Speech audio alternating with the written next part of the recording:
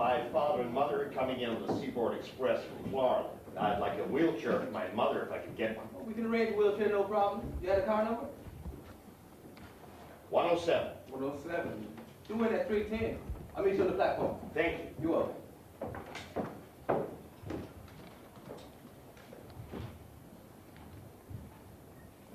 Death ends a life, but it does not end a relationship. It struggles on in the survivor's mind towards some final resolution, some clear meaning, which it perhaps never finds. Pennsylvania Station, New York, a few years ago. My mother and father were returning from Florida. They were both bored in Florida, but they had been going each winter for a number of years. If they didn't go, my father came down with pneumonia. My mother's joints stiffened cruelly with arthritis. My mother read a great deal, liked to play bridge, chatter, and laugh gaily with the girls. Make her eyes sparkle in the way she had and pretend that she had not had 2 operations for cancer, 3 heart attacks, and painful arthritis.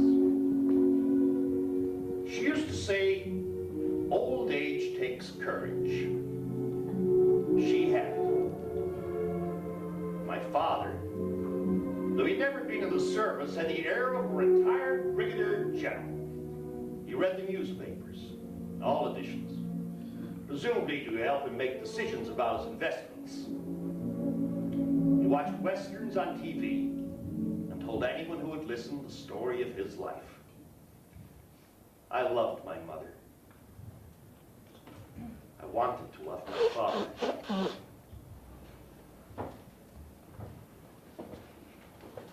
Oh, boy! My name's Garrison. Now, we had 4 bags. and I don't see any of them. We'd one in the compartment with us, so that can't have been lost. Hello, Dad. Well, gee, as I live and breathe, this is a surprise. I wrote you I'd be here. Did you? Well, my mind's like a sieve. But I'm glad to see you. They've lost all the bags. Oh, I'm sure they're somewhere, Dad. Oh, I've looked. It's damnable. Well, let's just take it easy. I'll handle I'm it. confident we had 4 bags. Well, there's one. Oh, they'll show up. Where's Mother? Huh? She's still on the train. Now, wait a minute. Are you sure that's one of ours? Yes, Dad. You just relax now.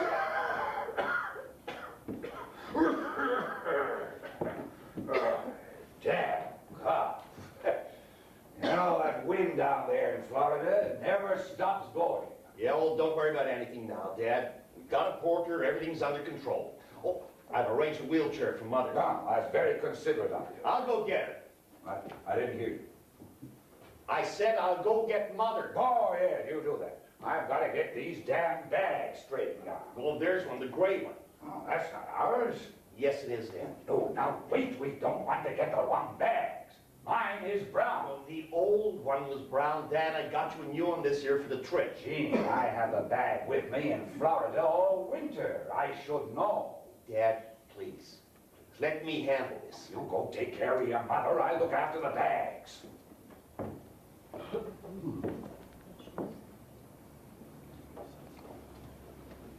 Hello, Mother. Well, Jean. Oh, my, it's good to see you. You look wonderful. What? You look wonderful. Oh, a little rouge. Oh, this is your Easter orchid. I had him keep it in the icebox in the hotel. This is the 4th time I've worn it. You sure get mileage out of those things. I say it's the 4th time I've worn it. Some of the other ladies had orchids for Easter, but mine was the only white one. I was hoping it would last so you could see it. How do you feel? Oh, I'm all right. But your father, did you see him out there? Yes. He's sick and he won't do anything about it. I heard his cough. Makes me so darn mad. I couldn't get him to see a doctor. No, why not? Oh, he's afraid they'd send him a big bill. He says he'll see Mabry tomorrow. But I can't tell you what it's been like. You tell him. Tell him he's got to see a doctor. He's got me sick with worry. I'll get him to a doctor, Mother. Don't you worry. He makes me so mad. He coughs all night and keeps us both awake. Poor man. He's skin and bone. And he's getting so forgetful. This morning he woke up here on the train and he asked me where we were going. Well, Mother, he's almost 80. Oh, I know. And he's a remarkable man. Stands so straight. Everyone down in Florida always comments on how handsome your father is. But I've given up. You get him to a doctor. What do you think of the wheelchair, Mother? Save you that long walk up the ramp. Oh, my precious. What would we ever do without you? Oh, you managed pretty well. Oh, you're a sight for sore eyes. It's good to see you. You know, much as we appreciate your coming to meet us, I say much as we appreciate your coming like this, the last thing in the world I'd want to do is take you away from your work. You're not, Mother. Do you hear that? Oh, I'm so worried and so darn mad. Oh, gee, this is damnable. They've lost a suitcase. We had 4 suitcases. Yeah, well, let's see, Dad. There are 4 here. Where? 1, 2, 3, 4. Yes, well, that's not ours. Yes, it is, Dad. The new one. Well, I'm certainly glad you're here, old man. My mind's like a sieve. You see, it's all the confusion and the worrying about your mother. Yeah, well, everything's under control now, Dad, so let's go. We'll take a cab to my apartment where I've got the car parked, and then I'll drive you out home. Yes, but your mother can't climb the stairs to your apartment. Well, she won't have to. We just change from the cab to my car. She might want to use the facility. No, I'm all right. You know, Jean, if you handled things right, you could get away with parking right out there in front of the station. Now, when I came here to meet the senator, I used to always... I know, Dad, but I prefer to do it this way. I'm not very good at that sort of thing. All right, you're the boss. But it does get you right on the West Side Drive. It's easier for me to go up to Major Deegan. Rather than cross county? Yes. Look, I don't mean to question you, old man, but I'm sure if you plotted it, you'd find it much shorter to go up West Side Drive and cut Father, across. now come on. Jean is handling this. All right. Just making a suggestion. Come on, Dad. You go ahead of your mother. I want to keep an eye on the luggage. It will be all right. Look, I hope you don't mind me wanting to keep an eye on my luggage, do you? I've traveled a great deal more in my time than you have, old man. And I know what these guys will do if you let them out of your side. Hey, not so fast there. Where you going with those bags, boy? Wait for me. Come on, move it along there.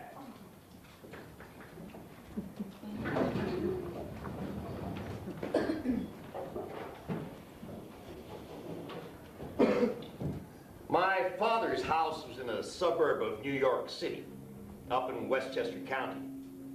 It had been a quiet town with elms, chestnut trees, lawns, old rambling houses with a certain nondescript elegance. My father had been mayor of this town, a long time ago. Most of the elms and the chestnut trees had gone, and the only elegance left lay in the pretentious names of the apartments and ugly developments. Parkview Meadows Estate. Except there was no park, and no meadow, and no view except of the neon signs of the chain stores. Some old houses remained, like slightly frowsy dowagers. The lawns were not well kept, and the houses weren't painted as often as they should have been. But they remained. My father's house was one of these.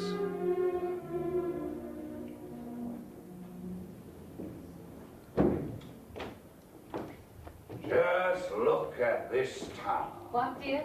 Have you that thing turned on? Yes. I said just look at this town. I know, dear, but time marches on. Junky, ugly mess. When we came Oh, here don't first, get started on that.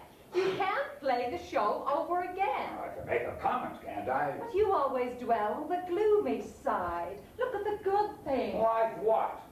I bet you Murphy forgot to bring back the battery for the Buick, and I won't it.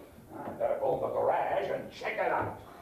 I don't know what we're going to do about that car. Your father shouldn't be driving anymore, but they just keep renewing his license by mail. Oh, I must say, there's no place like home. Oh, just smell the grass. Are you all right? Oh, it's just my mean old joints getting adjusted. I want to look at my garden. Think I see some crocuses. Well, he did bring it back. Good. You can't count on anyone these days. Where's your mother? She's walking around her garden. What? She's walking around her garden. You know, Gene, I don't mean to criticize, but I've noticed you're mumbling a great deal. Getting very difficult to understand you. I think you need a hearing aid, Dad. I can hear perfectly well if people would only enunciate. Mr. Garrison, if only you would enunciate. Professor Aurelio at night school. Didn't you ever have to take any public speaking? No, Dad. And I think of all your education. Well, where'd you say your mother was? Walking around her garden. You know, Gene, the strain has been something awful. Well, she looks well. Oh, I know, but you never know when she might get another one of these damn seizures. It's rough, I know. Yeah. We'll manage. She's a good soldier. But you know, she eats too fast. The doctor is always saying she must slow down, but not your mother. Oh, incidentally, don't forget she has a birthday coming up. Yes, I know. Before you go, I want to give you some money. You go get me something nice to give her. Handkerchiefs. You know what she likes. All right. You know we're going to have to get that cough looked into. Fully intend to now that I know. Wasn't going to get them let their hands on me down there in Florida. If you're a tourist, they soak you. Oh, the problems you've had with pneumonia. Oh, I'm all right. I can take care of myself. Well, let's see if Dr. Maybury can see you. First thing tomorrow. But why not make the appointment today? Now look, Gene, I'm perfectly able to look after myself. Well, Mother would feel a lot better. Don't you think I have the sense to take care of myself?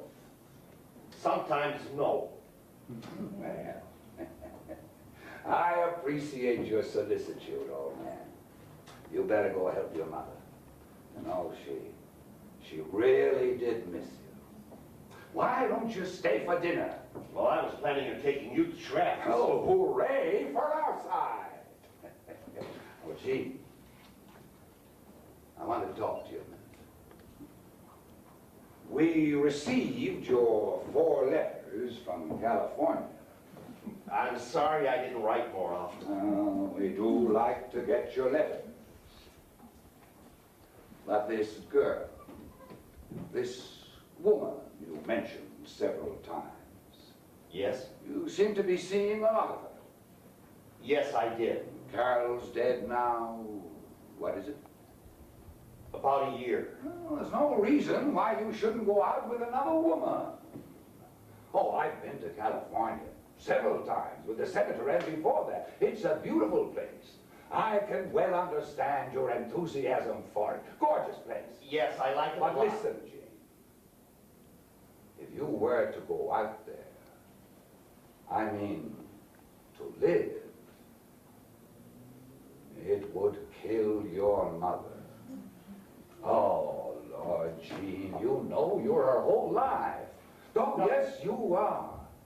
Oh, I know she likes your sister, but you are her life. Look, Dad, we've always been fond of each other. Just remember what I said. Loveliest of trees, the cherry now is hung with bloom along the bough, and stands about the woodland ride, wearing white for Eastertide. Now of my 80 years and 10, 20 will not come again, and take from 70 springs a score, it only leaves me 50 more.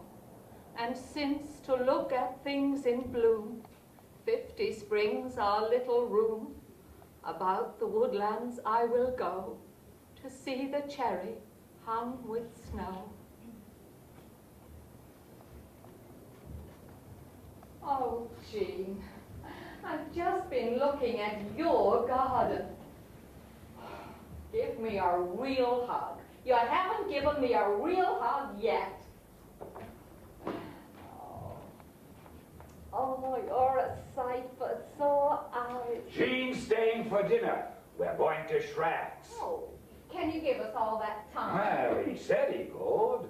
Now, you come right along. You've been standing out there too long, and you're after a long trip. He worries so about me. I suppose it is a strain, but he makes me nervous, reminding me I should be sitting or lying down. Oh, well. How are you, my precious? Fine. We haven't talked about your trip to California. No. I say we haven't talked about your trip. We will. Did you speak to your father about seeing a doctor? He says tomorrow. I believe it when I see it. He's so darn stubborn. Alice takes after him. No, I got a piece of it too. You don't have a stubborn bone in your body, don't you?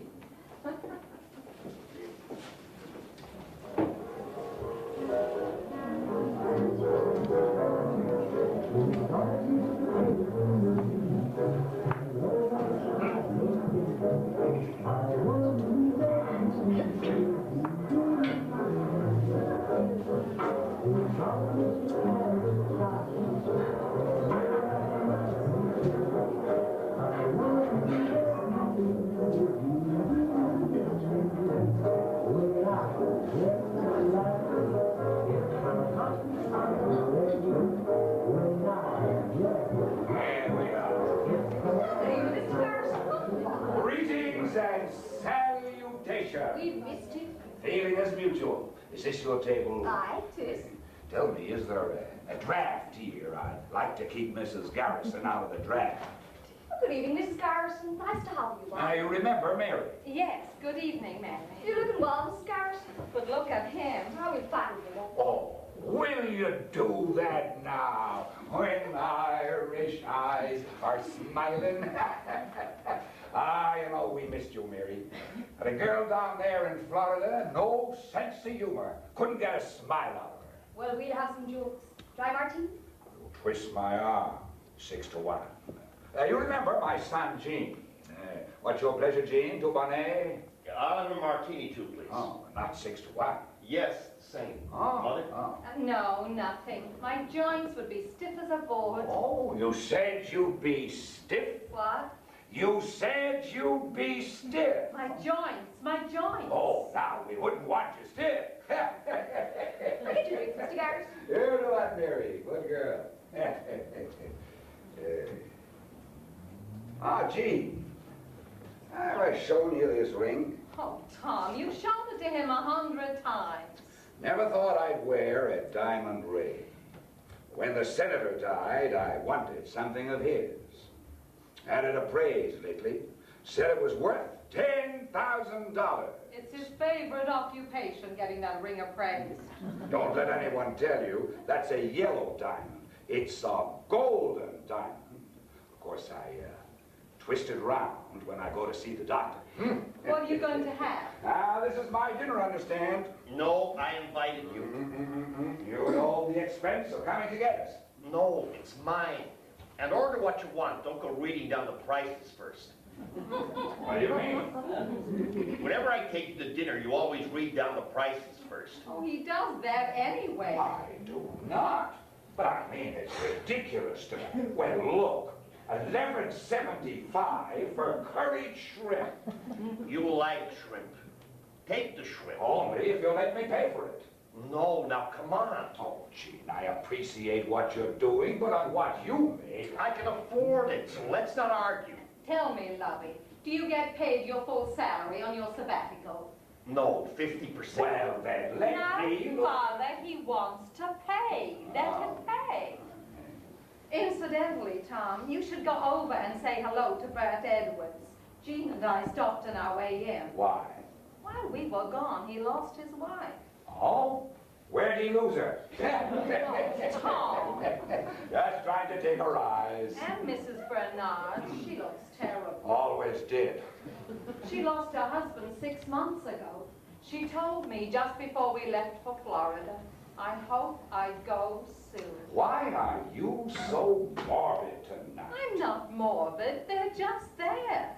We really should see them, have them in. Ah, phooey. Who needs them? Tom, I can't have anyone in.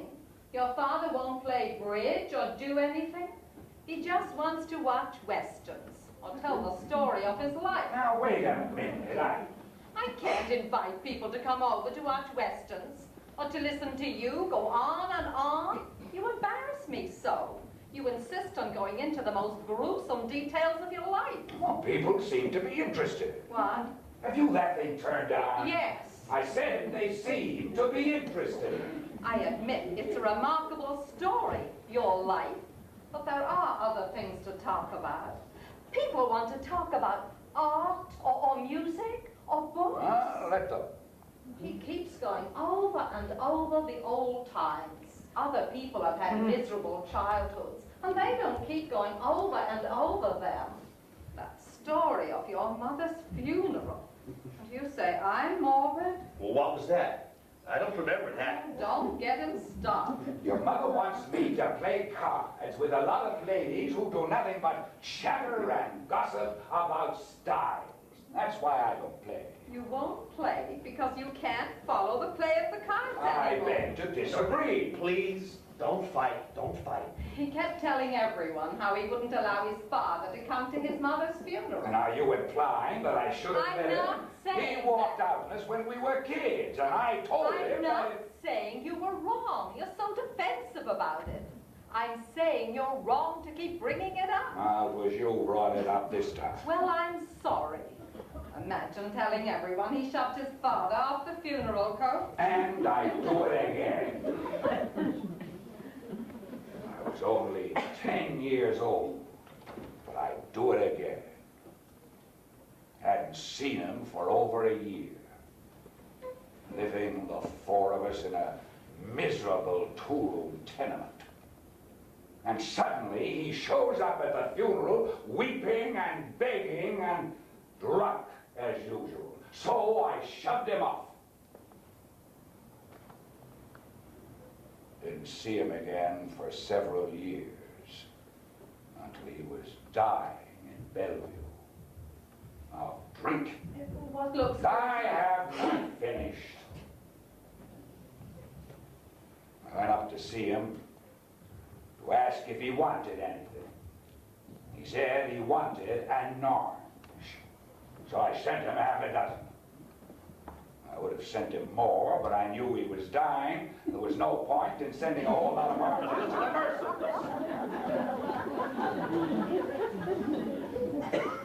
person. Following morning, he died. Look at your menu now, Father. What are you going to eat? I don't want anything. I've lost my appetite. This is the way it's been. You'll see a doctor tomorrow, Mother. Don't get upset. Ah, here we are. 6 to 1. Oh, damn. But you always ask for lemon peel. Yes, but twisted over it, not dumped in it. Oh, all right, all right, all right. Here's to your smiling Irish eyes. He hasn't changed, has he? What county did you say you came from? Armagh. I knew there was some reason I always liked you. My people came from Armagh. Here's to County Armagh.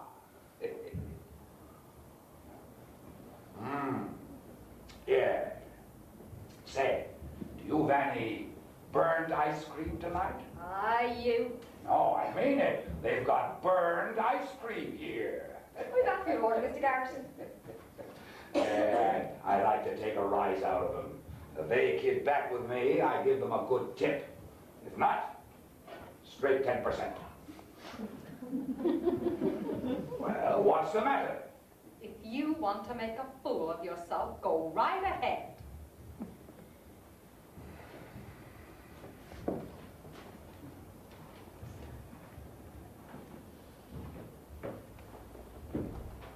We hurried through the last part of our dinner. My father ate only his dessert, burnt almond ice cream. We hurried through to rush home to one of my father's rituals, television western. He would watch them for hours and end, falling asleep in one and waking up in the middle of another and never knowing the difference. When my father fell in love with a program, it was forever. All during my childhood, we ate our dinner to the accompaniment of Walter Cronkite and I Love Lucy. If anyone dared to talk at the table, my father would storm away and have his dinner served in front of the TV. I say we rushed away from the Shrafts. Actually, my father rushed. We only lived down the street. I walked my mother home very slowly, stopping every 50 yards or so. Oh, Gene, I don't know how he can sit through hour after hour of those westerns. I think he always wished he'd been a cowboy. Take him out and shoot him. He won't listen to the things I want to hear. Down in Florida, there's only one TV in the lounge, and he rode herd on it. And then he'd fall asleep in 3 minutes. Still, he's a remarkable man. Good old Mom. Well, he is. Not many boys have fathers they could be as proud of. I am, Mother. I'm very proud. Everything he's done for his family. So he didn't dance with me at parties. You took care of that. You were just a great dancer, Mother. I was a terrible dancer. You just couldn't stand seeing me sitting alone at a table in the club while your father was... Off dancing with various other people, table hopping, and playing poker with the boys in the locker room. Oh, what a shame that children can't see their parents when they're young and courting and in love. All they see them being is tolerant, sympathetic, forbearing, and devoted. All the qualities that are so unimportant to passionate young people. Now, Gene, come in and watch this one. This is a real shoot 'em up. Come on, boy. Yeah, in a minute, Dad. Jean, I want to talk to you. You've had a big day. You should be in bed. I took another nitro, and I've had something on my mind for a long time now. You remember, you gave me that heart-shaped pillow when I was in the hospital once, when you were a boy. Yes.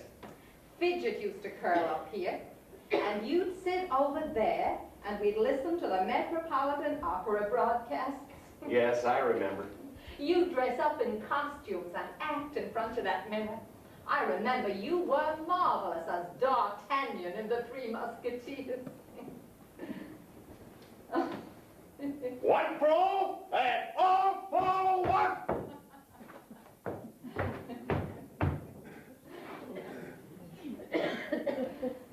Tell me about California. I loved it. And the girl? The woman with the children? The doctor? You love her too, don't you? I think so. I know when Carol died, you said you'd never marry again. But I hoped you would. I know it's hard, but I think Carol would have wanted you to. I don't know.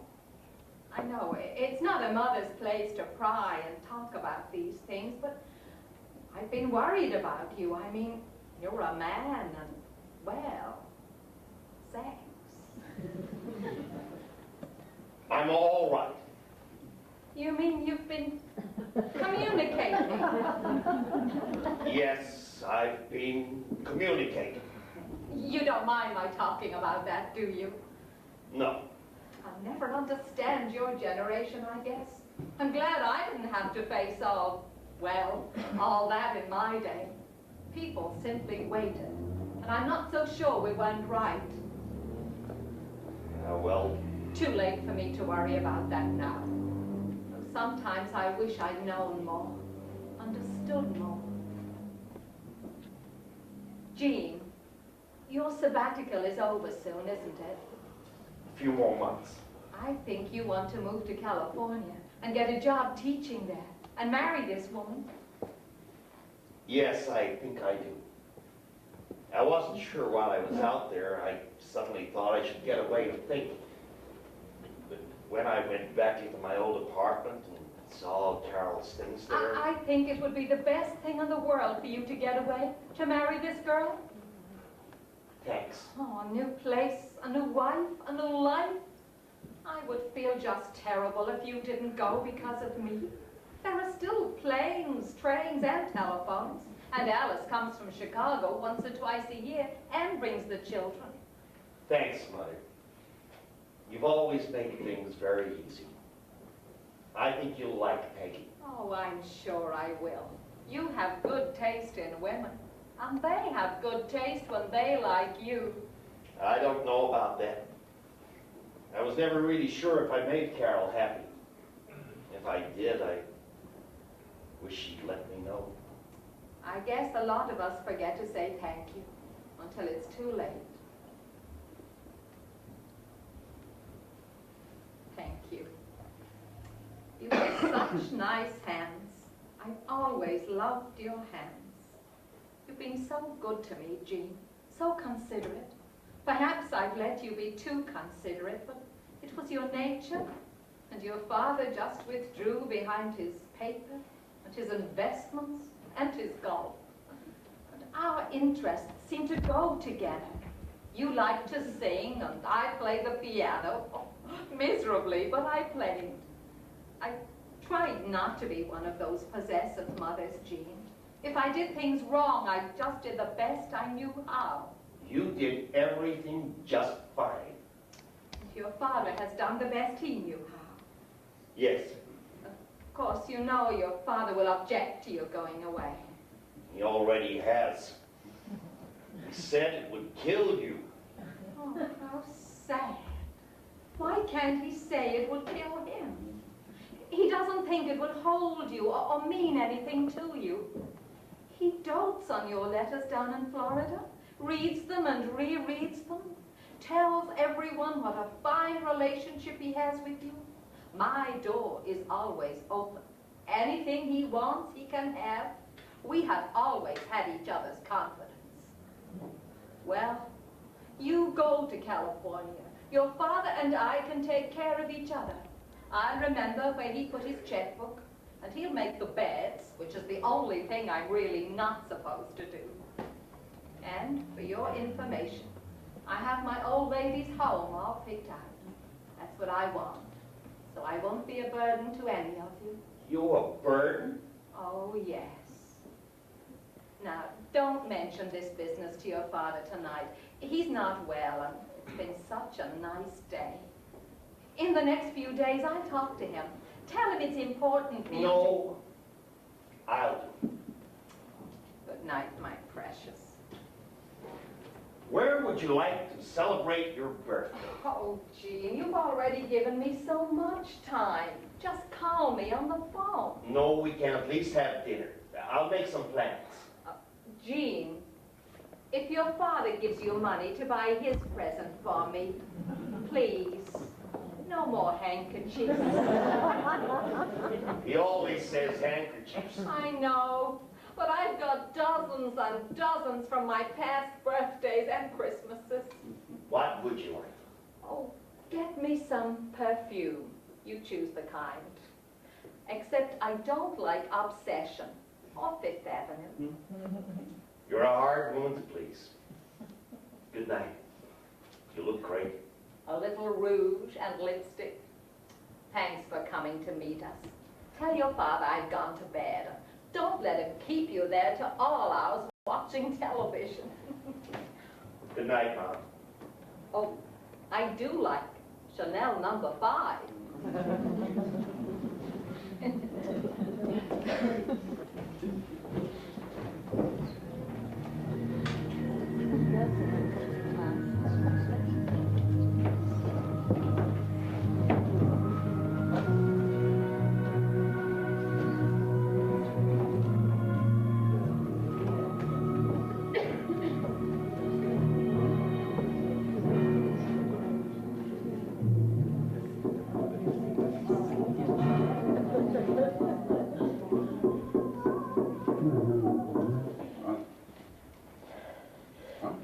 I'm leaving now, Dad. Oh, so soon?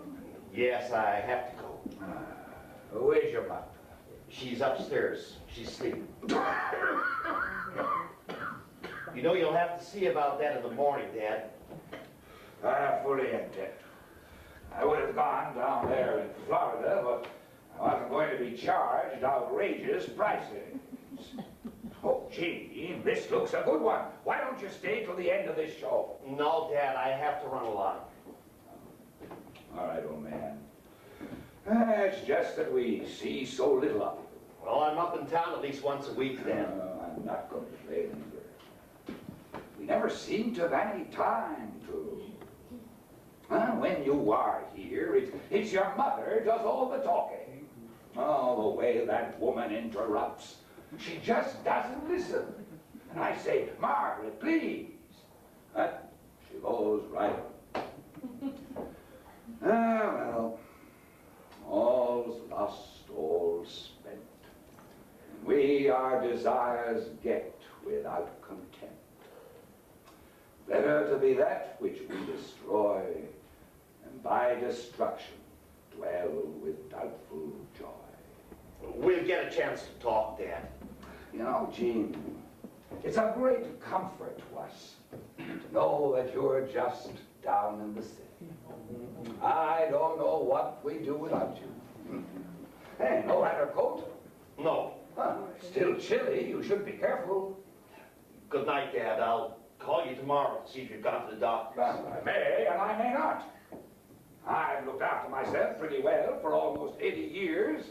I guess I can judge when I need to see the doctor or not. Look, Dad. 70 years ago, when I was a snot-nosed kid in Ireland, a doctor looked at me and said that if I were careful, I might live to be 20.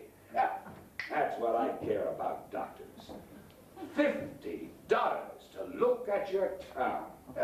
Phooey, out who needs them? Look, Dad, you're worrying Mother to death with that cough. All right, I'll go. I'll be a good soldier. You're coming out for your mother's birthday, aren't you? Yes. Don't forget, there's a Mother's Day coming up. Yeah, well, Why don't we make a reservation in that restaurant in Connecticut you took us to last Mother's Day? We'll see. It'll be my party. Oh, gee. Remember what I said about California. Good night, Dad. Drive carefully. I notice you're inclined to push it up a little out there. Now, when you go out the drive, you make a full stop. Then it's next turn right. Yes, Dad. The traffic out there is something terrible. It used to be such a quiet street. Then it's next right and the second on the left. Yes. And then left again under the bridge. Now that's a tricky bit. Gee. I've driven this road for 20 years, for Christ's sake.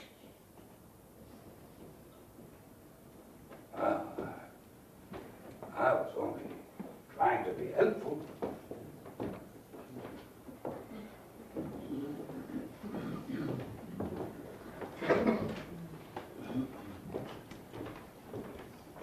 Take the first left, the second right, then turn left under the bridge, but do not go as far as California, because it would kill your mother.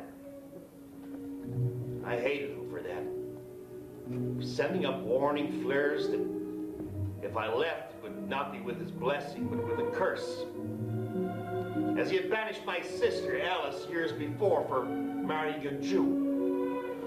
And the scene so terrified me at 14, I was sick. He knew his man all right, at least that part of me. A gentleman who gave way at intersections. But when I looked at those two old people, almost entirely dependent on me for their happiness, this is the way the world ends, all right.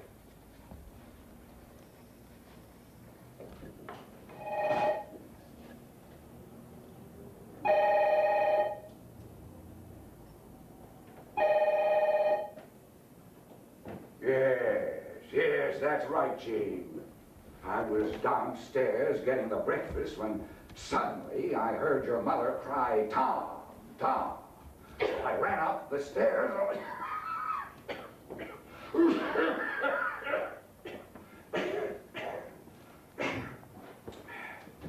I ran up the stairs, and there she was, stretched out on the floor. Nitro was all she could say. Well, as you know, we've got nitroglycerine all over the house.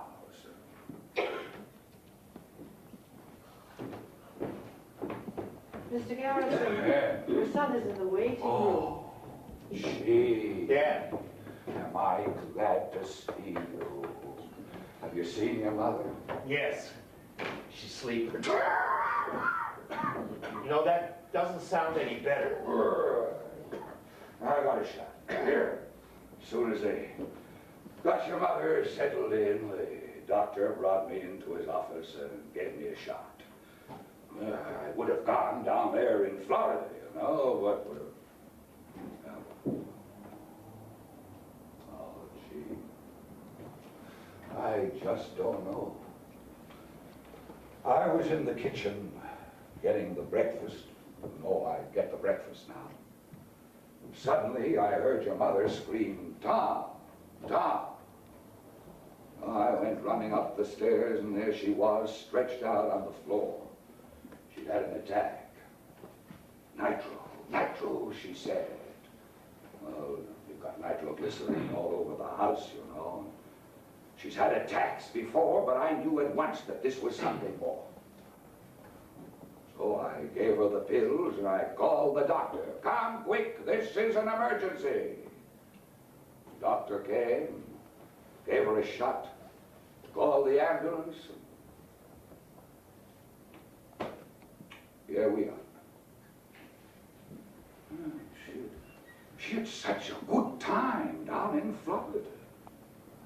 Oh, I just don't understand it, Jean.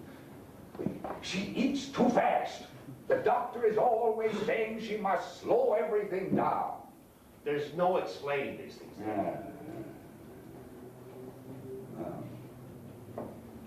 Maybe I should have seen more of her down there in Florida. All she wanted to do was play bridge. And I didn't play because the ladies just kept on chattering about styles and shops and... Oh, and I met some very interesting people. Now, some of them were bores, and all they wanted to do was tell you the story of their lives. But there were others. You know, I met a man from Waterbury, Connecticut, who used to know Helen Moffat. I've told you about Helen Moffat, haven't I? When I was a kid, and the clouds hung low and dark for me, my grandfather used to bring me down there, sometimes on Sunday. A city slum kid in that beautiful country. And Helen and I, well, didn't amount to much, really. We'd go to church, and then we'd go for a walk and sit in a hammock or under an apple tree. Helen used to like that. But I didn't have any money and couldn't go down there very often. And our mother didn't like me. That young man will end up the same as his father. Well, that scared Helen off. Well, this man that I met down in Florida, I've got his name and address here somewhere. He said that Helen never married. She'd been in love as a kid, but I'd never married. Well, I've got it here. No, never mind. You know, we must drive up there sometime and look him up. Helen's dead, of course, but it's beautiful country. I was just a kid with nothing, living with my grandfather. Maybe if she hadn't been so far away. Yeah. Water over the dam. Yes.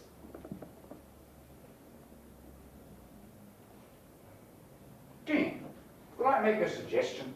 What then? If we were to move right now, we might make the Rotary Club for dinner. Well, I haven't been there for 3 months. They don't like it when you're absent that long. They drop you or fine you. What do you say? I thought we might eat something around here in the hospital. No. I had lunch down in the coffee shop, and it's terrible. Now, look, we won't stay for the speeches, although sometimes they can be very good, very amusing. No. We'll just say hello to the guys, and we'll come right back here. Your mother is resting now, and that's what they want her to do. Well, let's drop by and see Mother first. No, she's asleep. We might disturb her.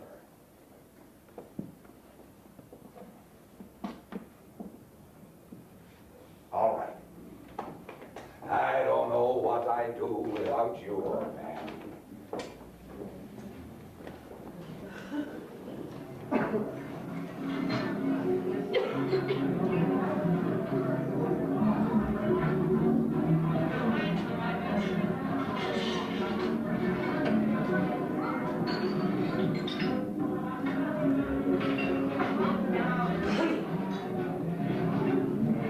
Well, you've been here before.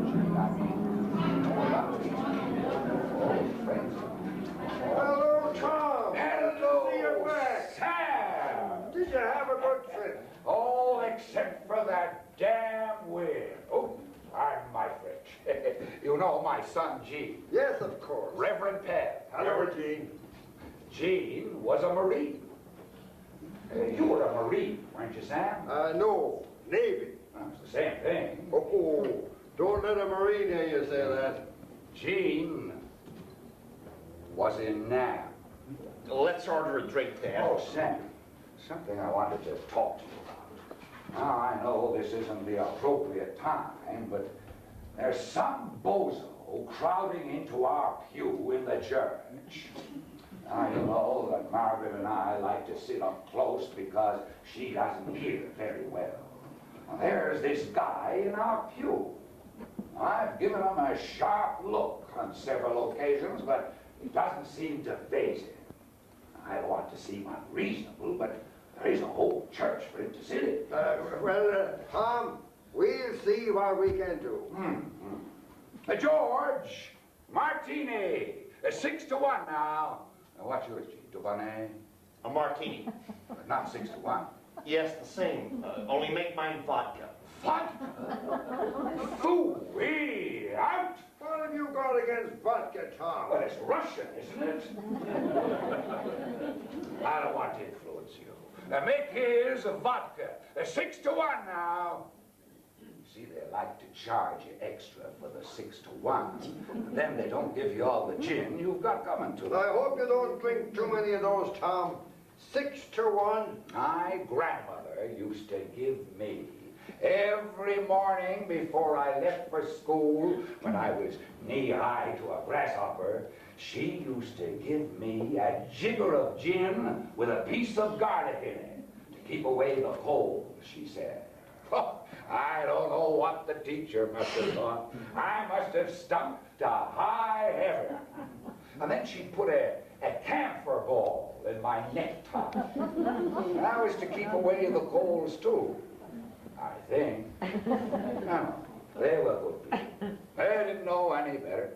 That was my grandfather and grandmother. You see, I stayed with them when I was a little shaver because my father had... Well, that's another story. But my grandfather was Tom, a most I don't want to run out on you, Tom, but I was on my way to the little boy's room. I'll catch up with you later. Oh, you do that. We don't want an accident. See? That's a great dad you got there. Now, I don't know these people anymore. All new faces. Oh, some of them are bores. All they want to do is to tell you the story of their lives. But you do sometimes hear some good jokes. Oh, here's a face I know. Marvin! Oh, it's good to see you back. How are you, Marvin? You know my son, Gene. Of course. Hello, Gene. Scott. Well, young fella, you look great. Do I? Thank you. How's Margaret? Mother's in the... Margaret's in the intensive care in the hospital. I'm terribly sorry to hear that, Tom. Hard. We're just going to grab a bite to eat and get back. Mother's resting. If we were there, she'd just want to talk. I'm sorry to hear that, Tom. When did it happen? Oh, this morning. I was in the kitchen getting her something to eat. Suddenly, I heard her scream, "Tom! Tom!"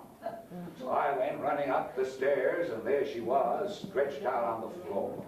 "Nitro! Nitro!" She said. Well, we've got nitro all over the house since her last true attack. So I called the doctor, he called the ambulance, and now she's in intensive care in the hospital. I hope everything's all right, Tom. Well, thank you. What's keeping those martinis? We're going into dinner. We haven't gotten them yet. Well, let's take them to the table with us, Dad. No. I have to eat mine before I eat. Helps bring up the gas. Now, where the hell are they? Quite a fella, you're Dad. Quite a fella.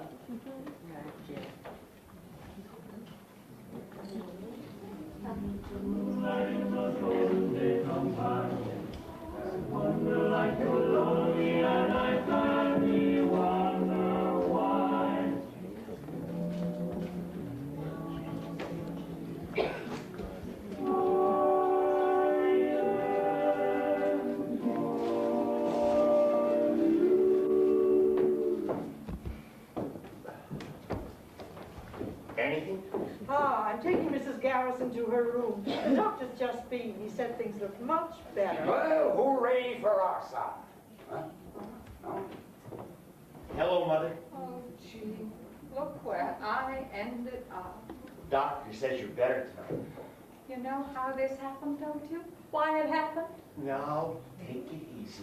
He's seen the doctor. He's had his shot. Well, You should be sleeping. that's all I've been doing. It makes me so mad. I was feeling so well. All the ladies down in Florida said I'd never looked so well. Now, Mother, you've had these before. Easy does it. He's seen the doctor for himself. Yes, just a bad cold. He's had his shot. Why wouldn't he have that down in Florida? Now, Mother, we'll have to go if you talk like this, and you should be resting. Well, how goes it? How do I know? Ah, you look a lot better. You know, I came without anything. I've still got my stockings on. Yes, but it all happened so quickly, my darling. Oh, I'll need some things. Your wish is our command. I'll write it down, but don't talk too much. A toothbrush, some night clothes. I'm still in my slip. A hairbrush. Oh, we'll collect something. You wouldn't know what to bring. Jean, you look around. Yes, just take it easy. I hate being seen this way.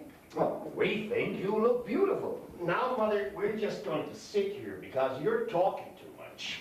You're being a bad girl. Those are lovely flowers Alice sent. She knows your favorites. I called her. I'll keep in touch. She wanted to come on, but I told her there was no need to. Did you have any dinner? Oh, yes, we went to Rotary. Everyone was asking about you. Oh, that's nice. Yeah, Dr. Mabry. Oh, Gene, how are you? I'd like to talk to you. Oh, we can talk right here. She seems to be coming along very well. Good. Of course, she's tough. Of course, we won't know the extent of it until we're ready to do a cardiogram tomorrow. Now, it was nothing to toss off lightly, but looks good now. Well, thank you. What about that cough? Oh, he'll be all right. Just a deep cough. We'll give him another shot tomorrow. You don't think we should stay around? I wouldn't say so, and she doesn't need to rest. Well, thanks, Doctor. Say, Gene, do I have your number in New York? I'd like to keep in touch. Your dad's a little vague about things. Good. Well, good night, Mrs. Garrison. I'm going to kick your family out now so you can get some rest. Oh, take care of Tom. Oh, he'll be fine. Drop into the office tomorrow, Tom. We'll give you another shot. Yes, but tell your girl to be a little more considerate this time. Oh, you can take it. Oh, I'm a good soldier, but wow. Well, good night, everyone. Good night, Mrs. Garrison. Good night. Good night, Doctor. We'll run along now, Mother. Oh, my precious. Good night.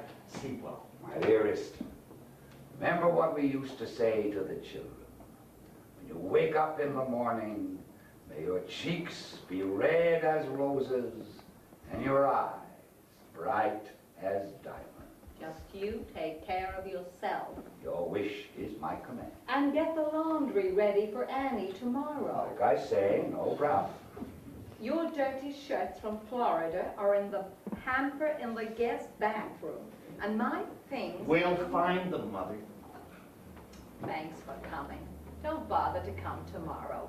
Father will keep in touch with you. We'll see.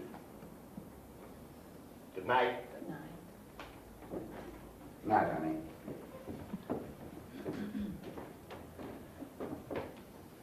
Well, that's good news.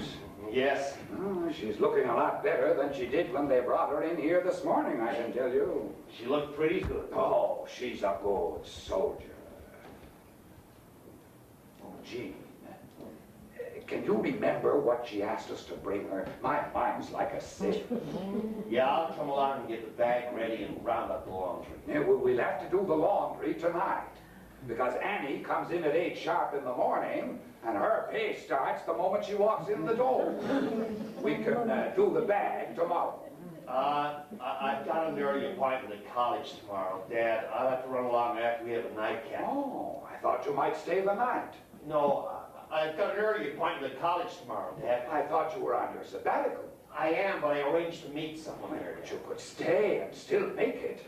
It's very early, Dad. Oh, we've got alarms. We've got alarm clocks all over the house. Yeah, I need to change before the appointment, you know, shirt. But I've got shirts, underwear, socks. I don't wear your sizes, Well, Dad. perhaps I could wake you earlier. I don't sleep beyond 5 these days. No, Dad, I dropped by. Oh, there might be something good on the television. Wednesday night. Yes, I think there is.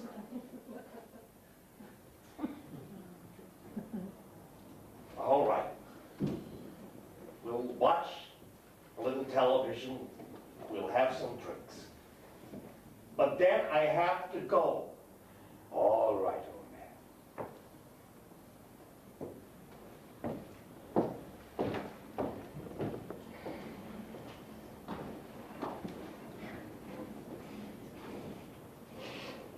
I stayed much longer with my father than I meant to, because I knew I should stay the night. But I couldn't. We watched television. He slept on and off. And then I went home.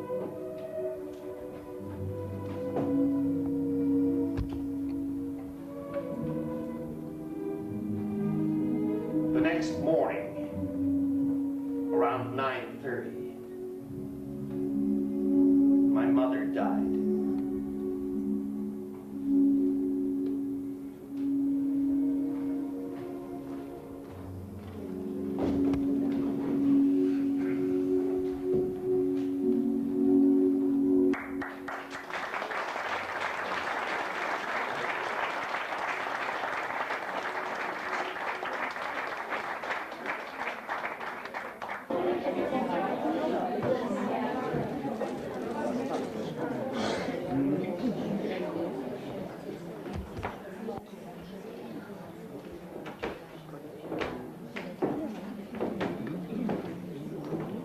Thank you for all you've done for her over the years, Doctor. It's been a great comfort to her, to us all. I was very fond of her. She was terribly worried about my father's health. Just yesterday she said, "You'll know what put me here." Well, Gene, I think that's a little too harsh. She's been living on borrowed time for quite a while, you know. Yes. Where's Dad? Oh, he's gone along to the undertaker. He wanted to wait for you, but since we couldn't reach you this morning, he went along. Oh, we sent your mother's nurse along with him until you arrived. Thank you. You know, Gene, old people live with death. He's been prepared for this for years, and it may in some way be a relief. He's taken wonderful care of her. Yes, he has. Alice will be coming on, I suppose. I called her. Shouldn't be staying in that house by himself. Now, you have the suitcase on the envelope with your mother's things? Yes.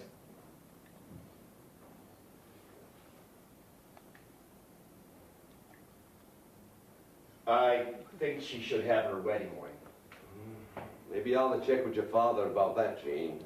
No. Will you? Sure.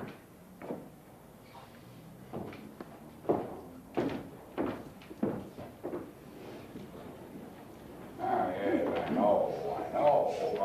I find those constant winds down there in Florida very annoying.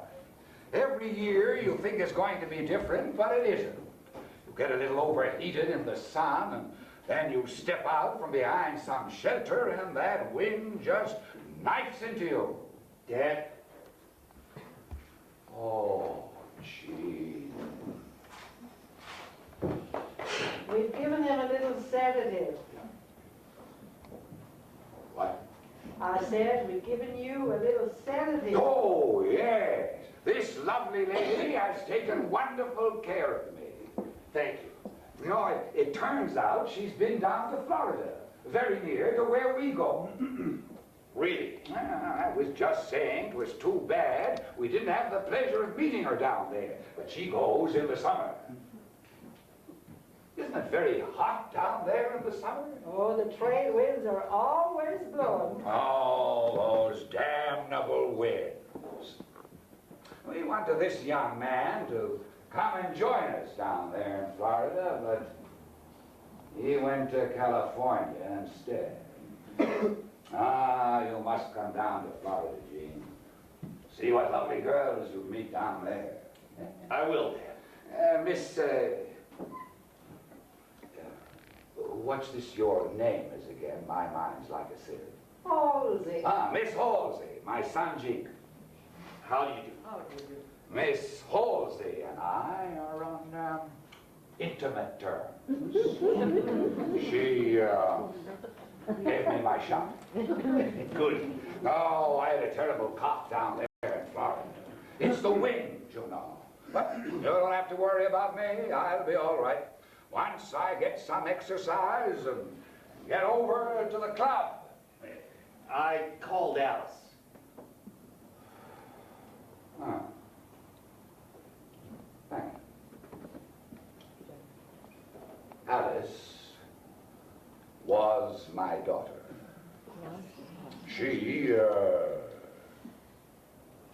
She lives in Chicago. Goodbye. Oh, you're going? Yes. Take good care of yourself. Well, thank you very much, my dear. You've been very kind. Thank you. Goodbye. Goodbye.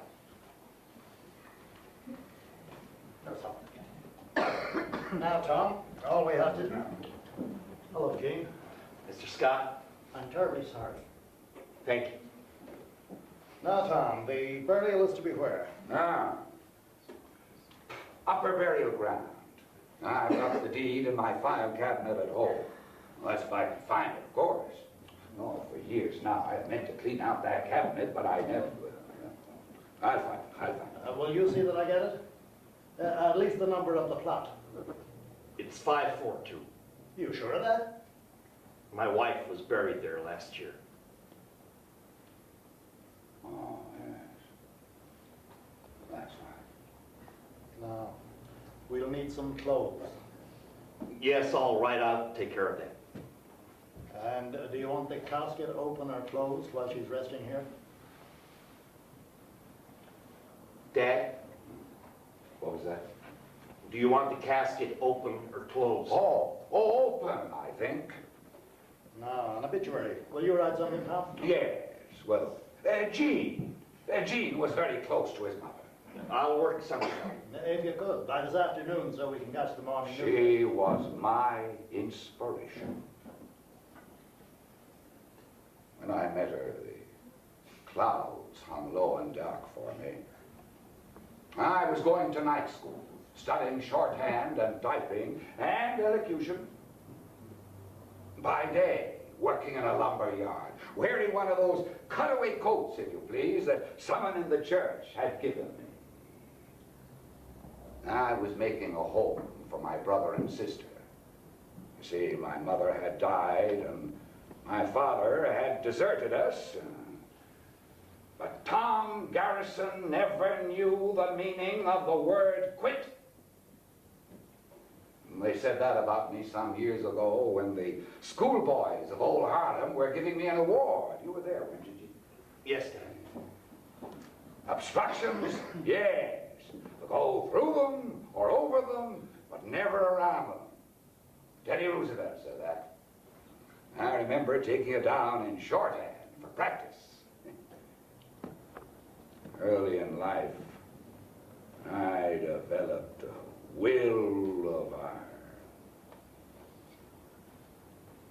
And a young man in this country today, with a sound mind and a sound body, who sets himself an objective, can achieve anything he wants within reason. Yeah. Filthy habit. Doctor told me to give him up 20 years ago, and I did. You know, when things start to pile up on you, all's lost, all's spent. We our desires get without cost. I'll write something. But what?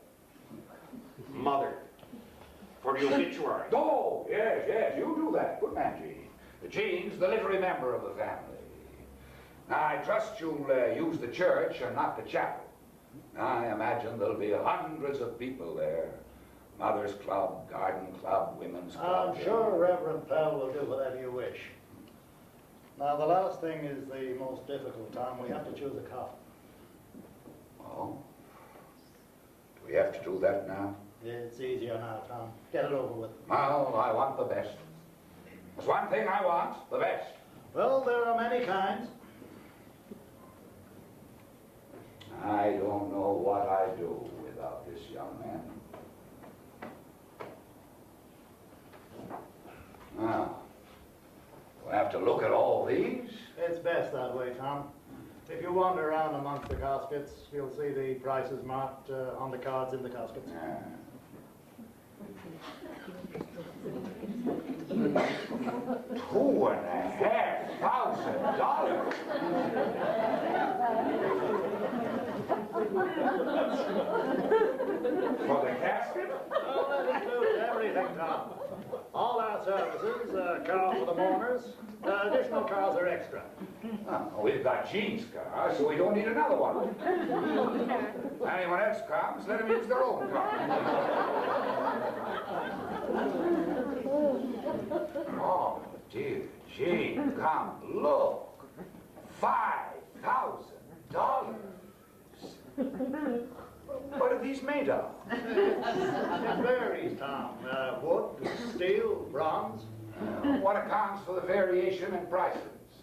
Mainly workmanship, materials.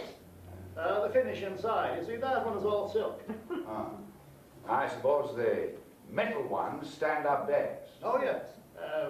Of course, we don't lower the casket directly into the ground. First, we prepare a concrete outer vault. Oh? It prevents seepage and so on. Well, that's included in the price. No,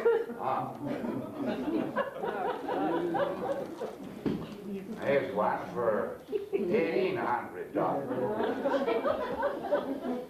You know, we've got a little slope in our plot.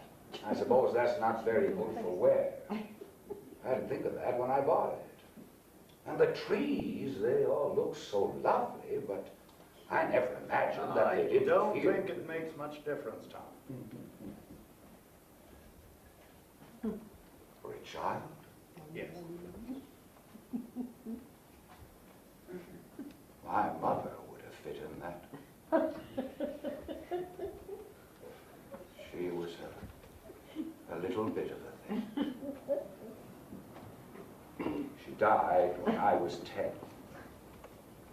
I don't remember much about the funeral, except my father. He'd run out on us, and he came back when she died, and I wouldn't let him into the cemetery. Water under the bridge. But this made me think of a little bit of a thing.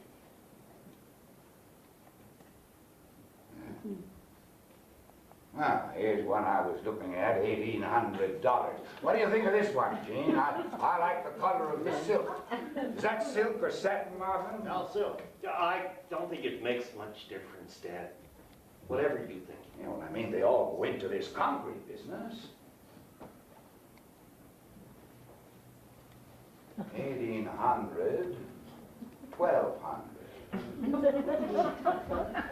I don't see the difference. What's the difference here, Mark? Finish and workmanship. They're both steel. Well, I don't like the blacks and the browns. The gray seems less sober. Don't you agree, Gene? Yes, I do. $1,800. Is there a tax, Marvin? Now that includes the tax, Tom. All right. Let's decide on that one and get the hell out of here. Fine. And Jean, you'll remember to bring over some clothes. Yes. I'd estimate that Mrs. Garrison will be, if people want to come and pay their respects, about noon tomorrow. All right. Would you like to see where Mrs. Garrison will be resting? No, thank you. I think we'll be moving along. I assume your sister Alice will be coming on. She arrives this evening.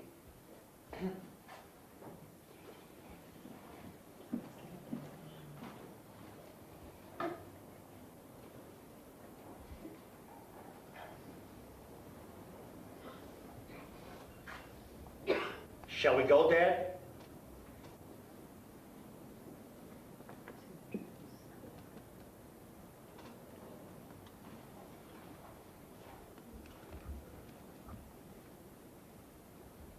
She was just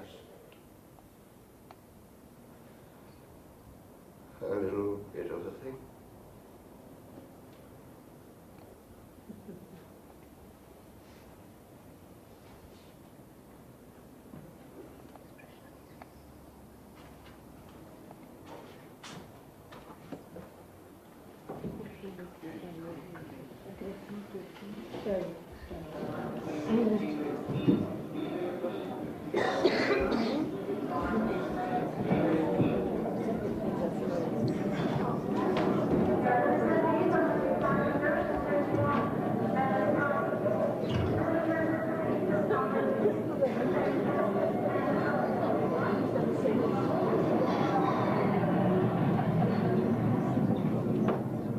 Shouldn't we be getting home to Dad? No, I suppose so, but I'm not ready to go home yet.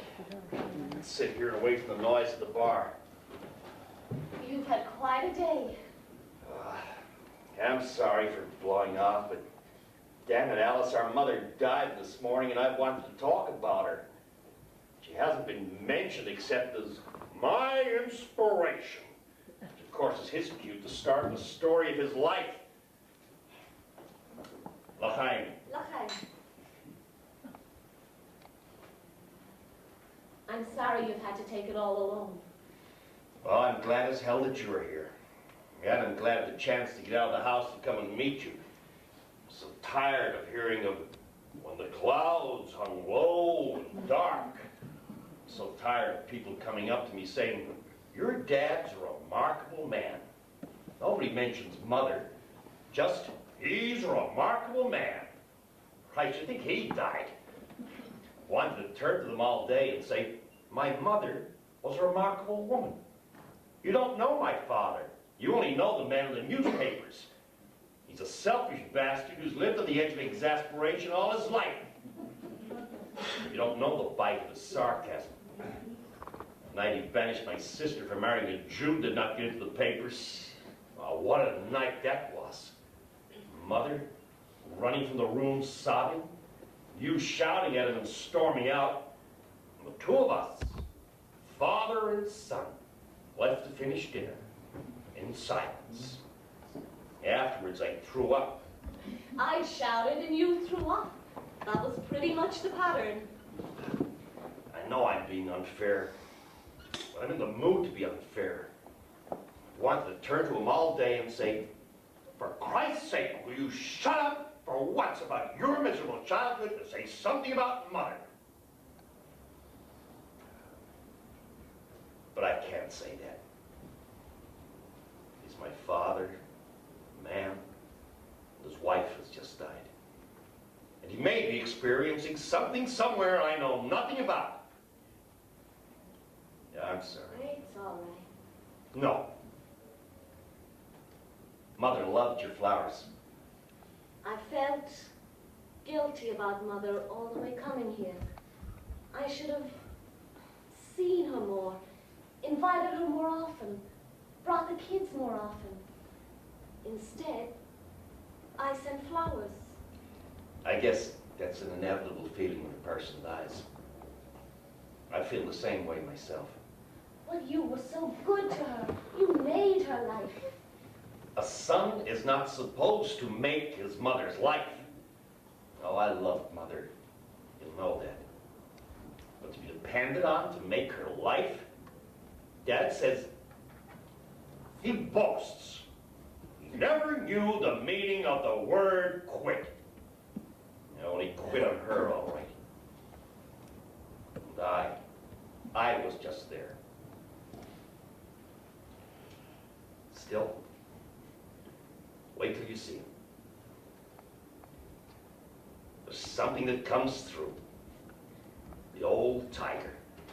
You'll probably be asleep in front of the television when we get home. You'll see. The old man. The father. Well, then he wakes up and becomes Tom Garrison, and I'm in trouble again. Last night he asked me to stay the night, and I did.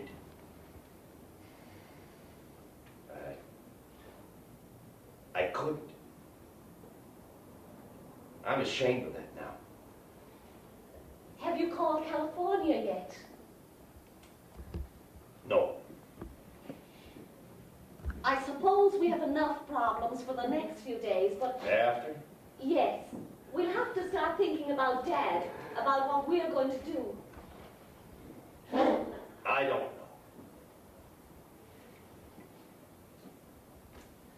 Let's go home. Thanks for listening to all this, Alice. You had to pay good money to get someone to listen to you. I appreciate it. You know, I thought I wanted to talk about Mother, but all I've done is talk about him, just like the others. We'll talk, Gene. There will be time.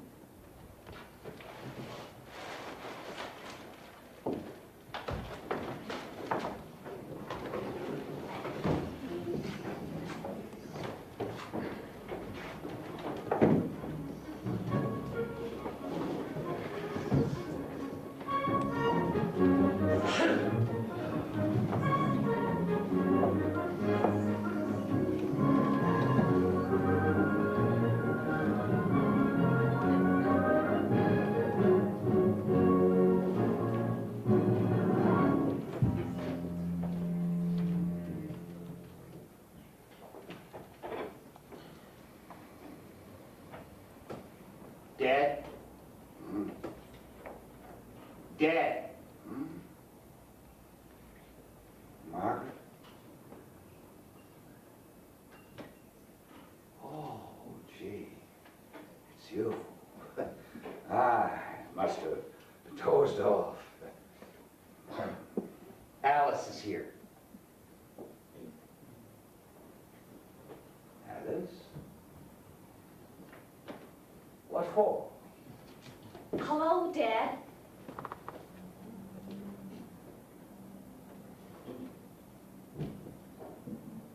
Oh.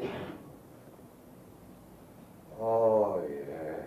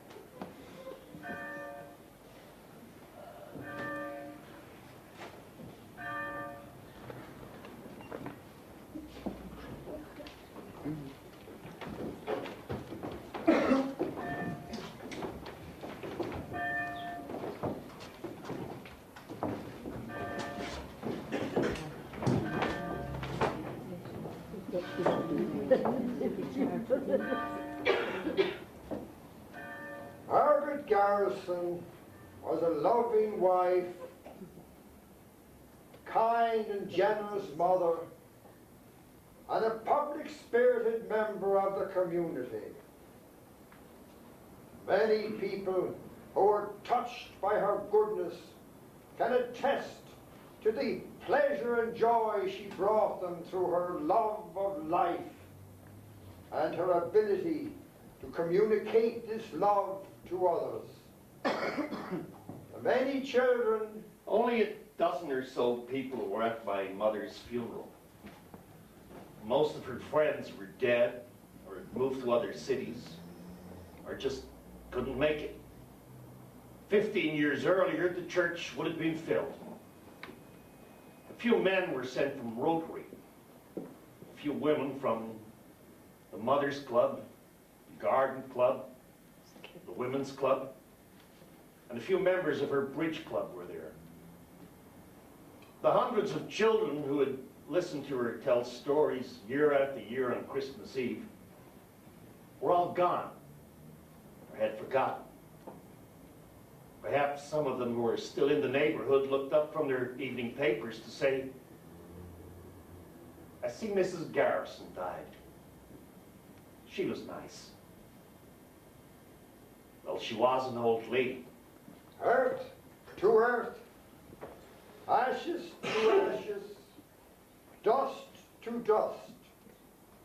The Lord giveth, and the Lord taketh away. Blessed be the name of the Lord. Amen.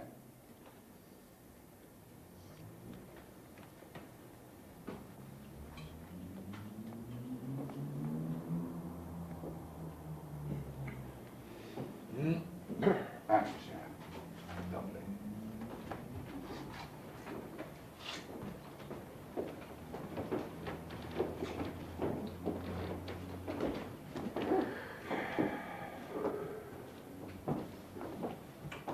Well, it's a lovely place up here. Yes. Mother and I bought it shortly after we got married. Mother thought it was a strange thing to do, but we bought it. Now, let's see. That's Carol. Who? Carol, my wife. Oh. Yes. As I remember, there's room for 3 more burials here. There, and there. That's where I'm to go when my time comes.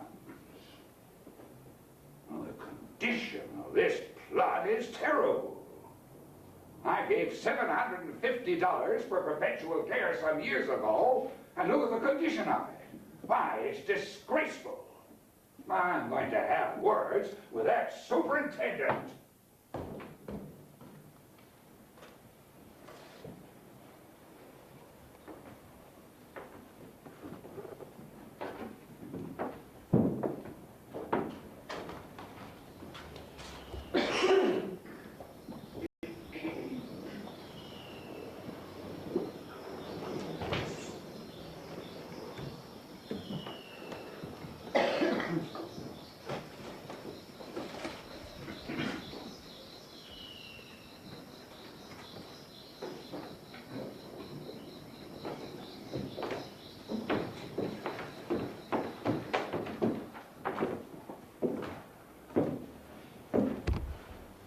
I don't know how you feel, but I'd like to figure out some kind of memorial for Mother.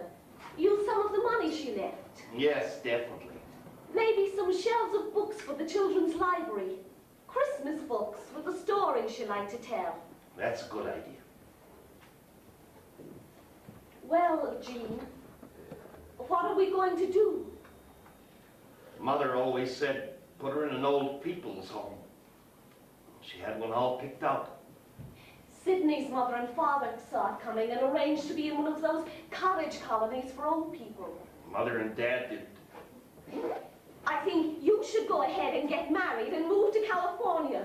And well, I might as well get this off my chest. It would be murder if he came to live with me. In the first place, he wouldn't do it, feeling as he does about Sid. And the kids can't stand how he tells them how to do everything. Yes, I think you're right. It could never work. I can't tell you what it does to me as a man to see someone like that. A man who was distinguished, remarkable, just become a nuisance.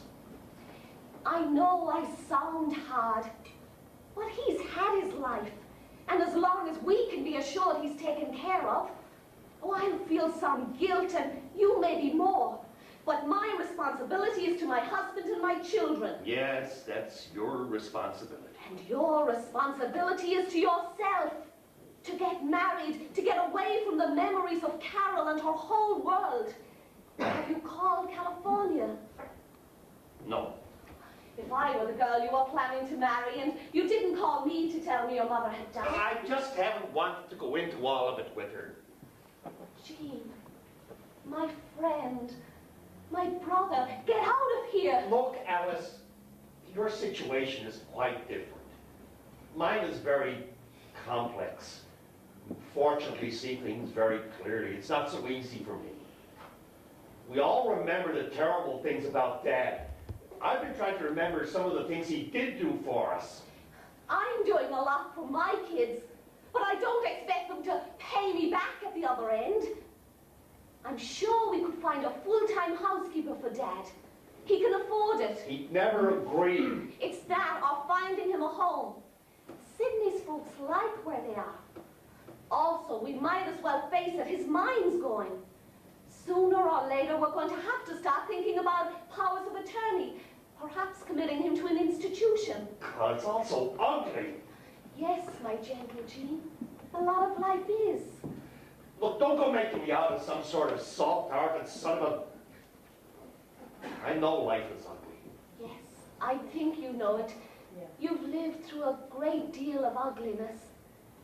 But you work like a Trojan to deny it, to make it not so. He kicked me out. He said he never wanted to see me again. He broke Mother's heart over that for years. He was mean, unloving. He beat the hell out of you when you were a kid. You hated and feared him all your adult life. Still, he's my father. I'm a man. What's happening to him appalls me as a man. We have a practical problem here. It's not as simple as that. To me it is. I don't understand this mystical haze you're casting over it. I'm going to talk to him tomorrow after the session with the lawyer about a housekeeper. Just let me handle it.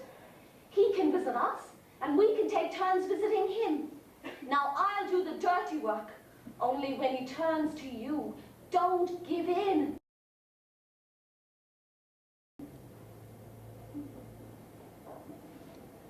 I can't tell you how ashamed I feel.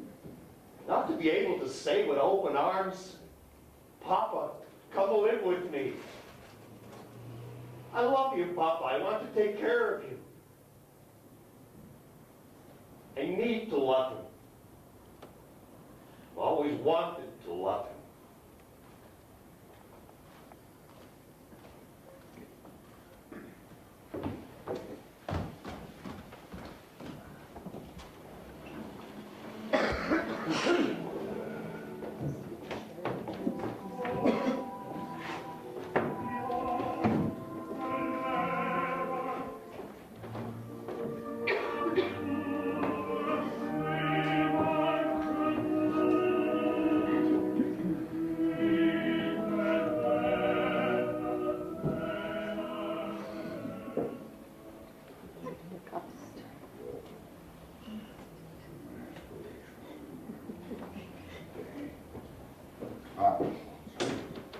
How are you coming along with your correspondence, Dad? Oh, Alice, I've written out some receipts for you to sign for the jewelry your mother left you. And if you sign for the things she left the children. All right.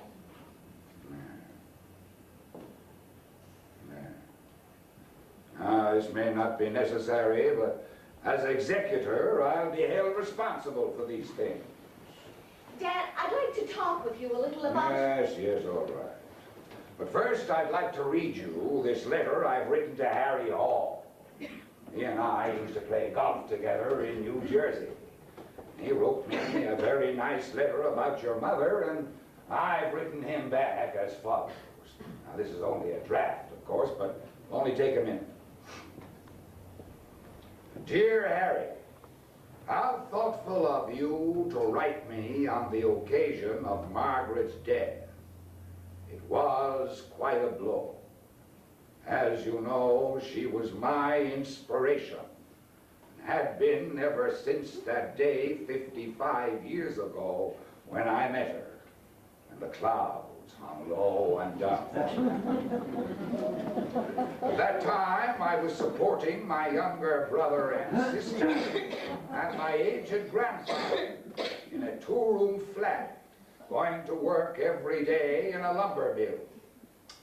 Providence, which has always guided me, prompted me to take a night course in shorthand and typing, and also prompted me to go to the Underwood Typewriting Company seeking a position as stenographer.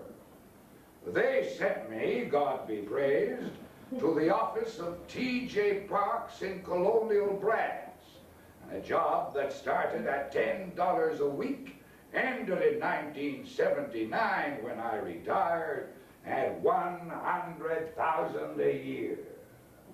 Well, that's as far as I've gotten at the moment. Dad, I don't think financial matters are particularly appropriate when answering a letter of condolence. Oh, but it's true. You see, it follows. I'm saying here she was my inspiration, and it seems entirely appropriate to explain that. Well, it's your letter, Dad. Dad, I'm leaving tomorrow. What? I'm going home tomorrow. Oh, well, I'm very grateful you came. I know it was difficult for you leaving home and that, but your mother would have appreciated it. She was very fond of you. I think we ought to talk over maybe what your plans are. My plan? I've many letters to answer, and there's a whole mess in my file on accounts. If the income tax people ever ask me to produce my books, They're not likely to, Dad. Your income is no longer of that size. Don't you be too sure. I didn't mean exactly that kind of plans. I meant, well, you haven't been well. Who said so? Mother was worried to death about you. Yes, but I've been under a strain. Mother's health, never knowing when it might happen. Making sure that she took care of herself and took things easy. You know, the doctor said this might happen if she didn't eat more slowly.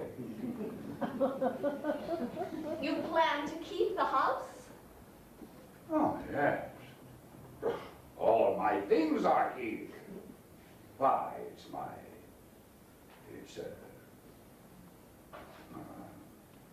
I'll be back on my feet soon, and this will clear up. Now that the strain is gone, I expect to be in shape any day now.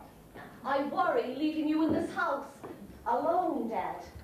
Oh, I'll be perfectly all right. You don't have to worry about me, either of you. Why, for the past year, since your mother's first attack, I've been getting the breakfast and making the beds, using a dust rag, and there's a laundress comes in once a week to clean up for me. And Jean here. Jean would keep an eye on me and drop in once or twice a week. That's the point. Alice! We think you should have a full-time housekeeper, Dad, to live here. Alone? Here with me? That wouldn't be very proper, would it? Nevertheless. No. Now that's fine. Dad, Jean and I would feel a lot better about it. You don't have to worry about me, either of you. You're forgetting things more and more. Who said so? Mother wrote me. She But said... I was under a strain. I've just finished telling you. Now look, Alice. You can go. You can leave here with a clear mind. I'm all right. Of course, I appreciate Jean dropping in now and then, but I'm all right. We still would like to get a full-time housekeeper. What do you mean you would get? I've hired and fired thousands of people in my time. I don't need anyone getting someone for me. Will you do it yourself? No, I told you no.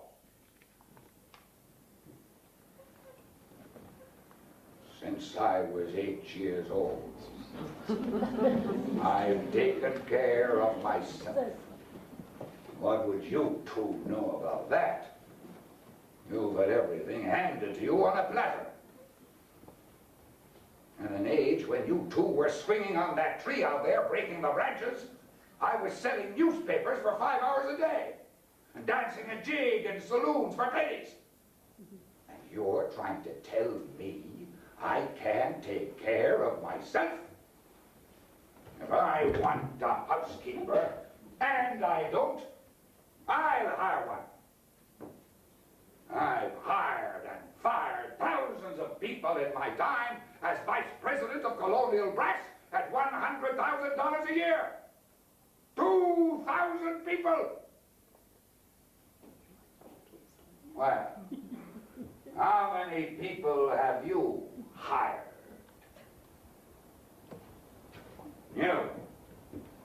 You teach. Well, that's all right. If that's what you want to do, you go ahead.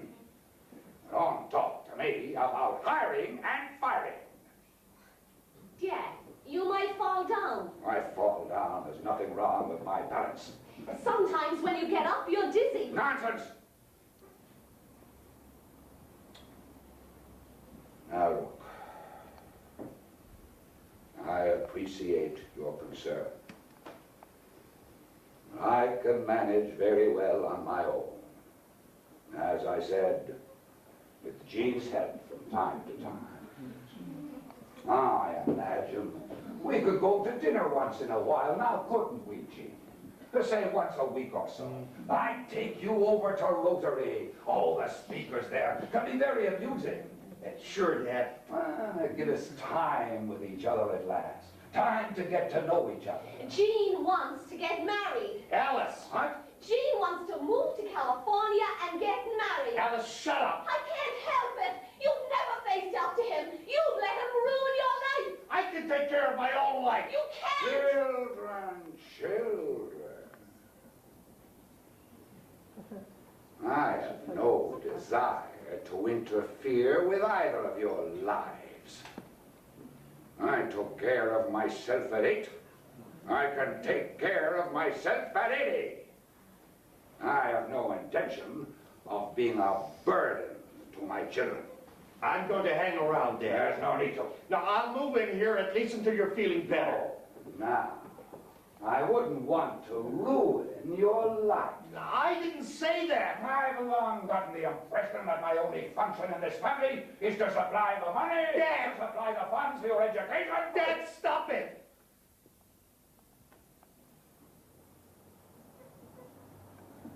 As far as I'm concerned, this conversation is now ended. Alice, we've got along pretty well for some years now without your attention. Dad! You sent me away. Don't forget it. You chose your own life. Well, we won't keep you from it now. Dad! I was competent to go into the city year after year, to earn money for your food, your clothes, the roof over your head. Am I now incompetent? Is that what you're trying to tell me? Is it? Oh, God. God's sake, Alice! I was only trying to get a practical matter accomplished. You don't have to destroy him in the process. I wasn't discussing his competence, although that will be a matter for discussion soon. Look, Alice, leave it now as it is. Don't say any more. With you staying on, You can leave with a clear conscience. my conscience is clear. I am doing this because I want to. You're doing it because you can't help yourself. Look, if I want to be analyzed, I'll pay for it. But I saw you. Didn't you see yourself there when he started to rage? Didn't you feel yourself pull in? You shrank. I shrank at the ugliness of what was happening. You're staying because you can't stand his wrath. The day you say, Dad, I'm leaving, you've never been able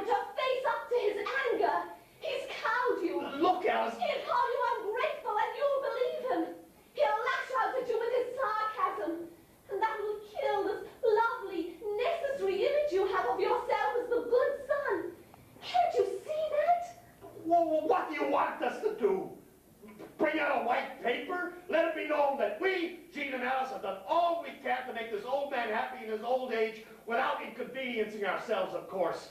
And he has refused our help. So if he falls down, hits his head, and lies there till he rots, it is not our fault. Is that it? You insist on all. Haven't you learned on the couch that people do not always do what you want them to do? Sometimes it is we who have to make the adjustments. The difference between us is that I accept the inevitable sadness of the world without an acute sense of personal guilt. You don't.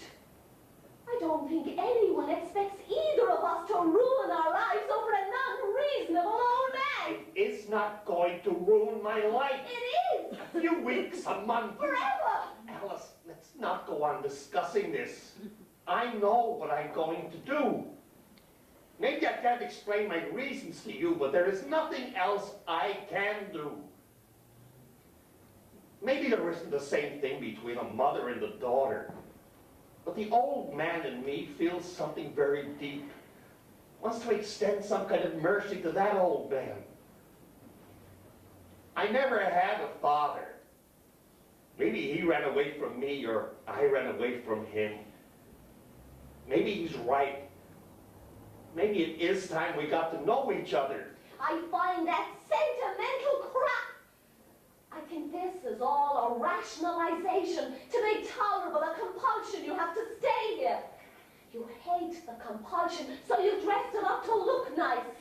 How do you know what you're saying is the rationalization to cover up some callousness, some selfishness, some coldness in yourself? To make it smell nice? What do you think you'll find? I don't know. You hope to find love. Couldn't you tell from what he just said what you're going to find?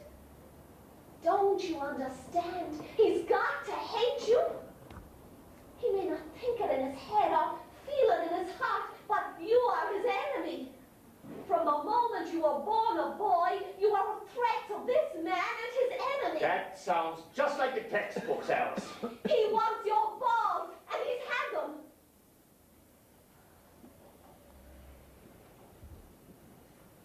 When was he ever proud of the things you do?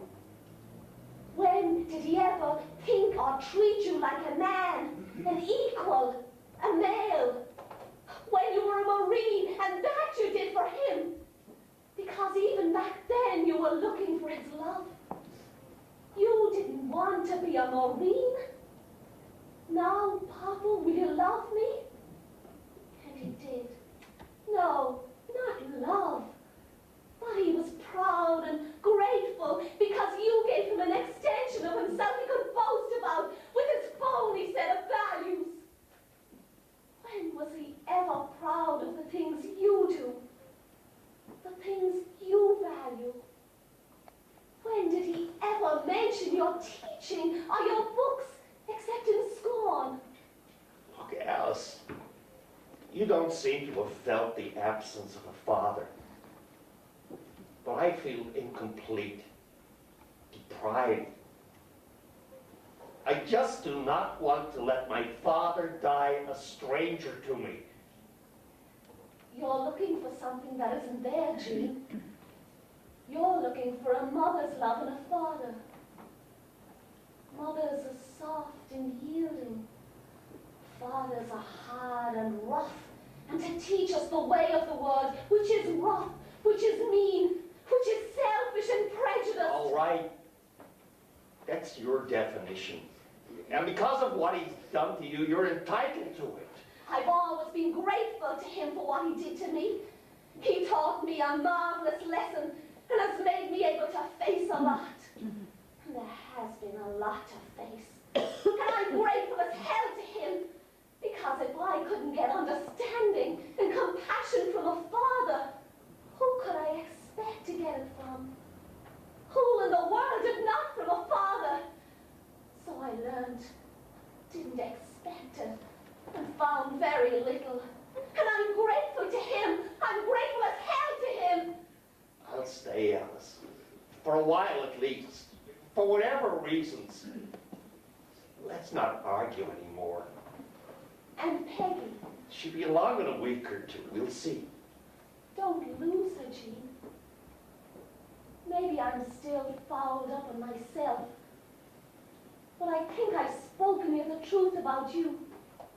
I keep wondering why I haven't called her, or wanted to call her. Why I feel so much closer to Carol at the moment.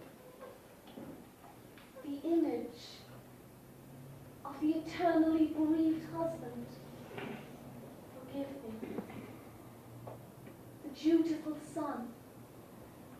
They're very appealing and seductive, but they're not living. Good night, Jean. Good night. Suddenly, I miss my soul. Yes.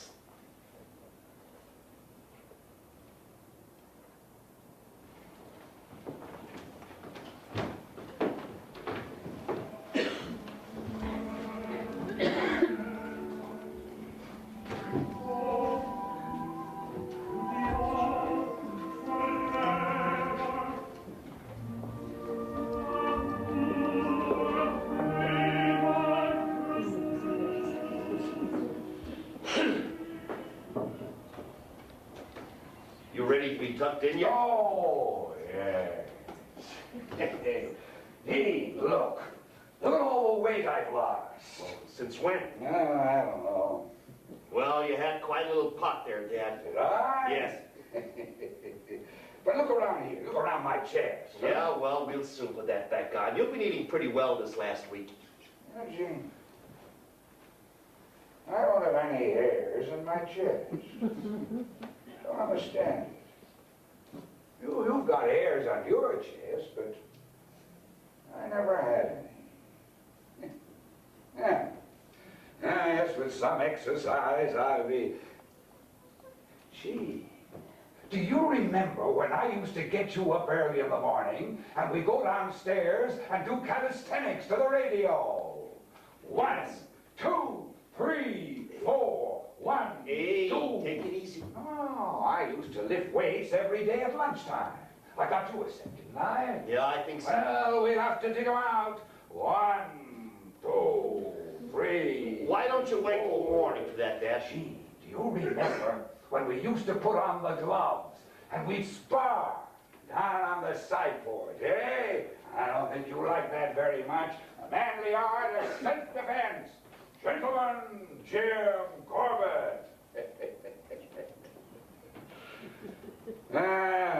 Something else again now.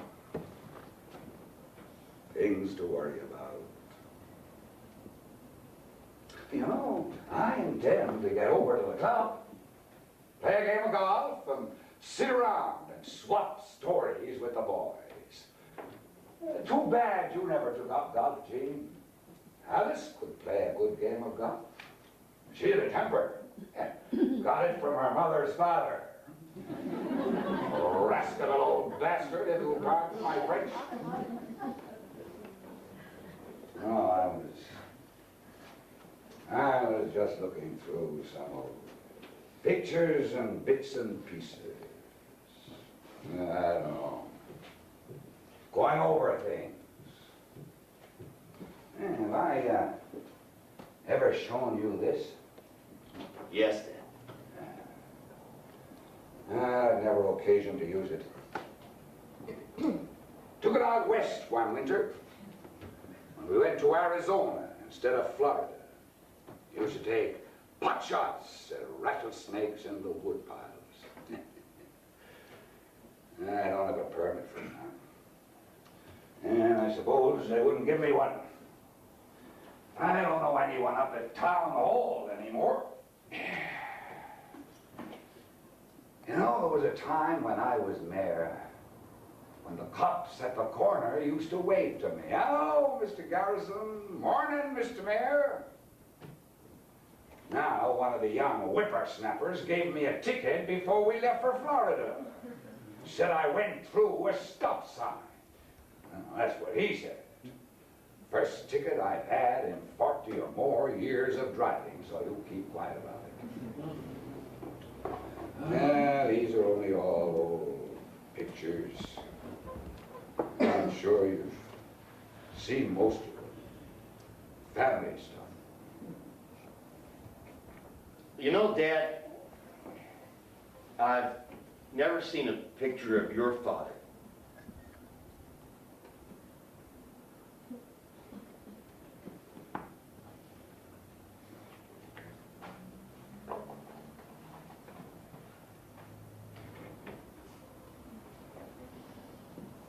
He's just a boy. Yeah. I was taken about the time he got married. I'd always thought of him as the way you talked about him. Well, he was a fine young man before he started drinking. Big, wide-shouldered, eye color. But he became my mortal enemy. I will show you this. Careful. I'd sit up home for my brother and sister. One day, when we were all out, he came around and he ripped up my sister's clothes and shoes. Drunk, of course. A few days later, he came around to apologize and beg for money, so I kicked him out. Following day, he left that note. You are welcome to your burden. And you kept it? Yeah. Didn't see him again for several years until he was dying in Bellevue. Someone told me about it, and I went up there to see if he wanted anything, and he said he'd like some fruit. So I sent him a few oranges.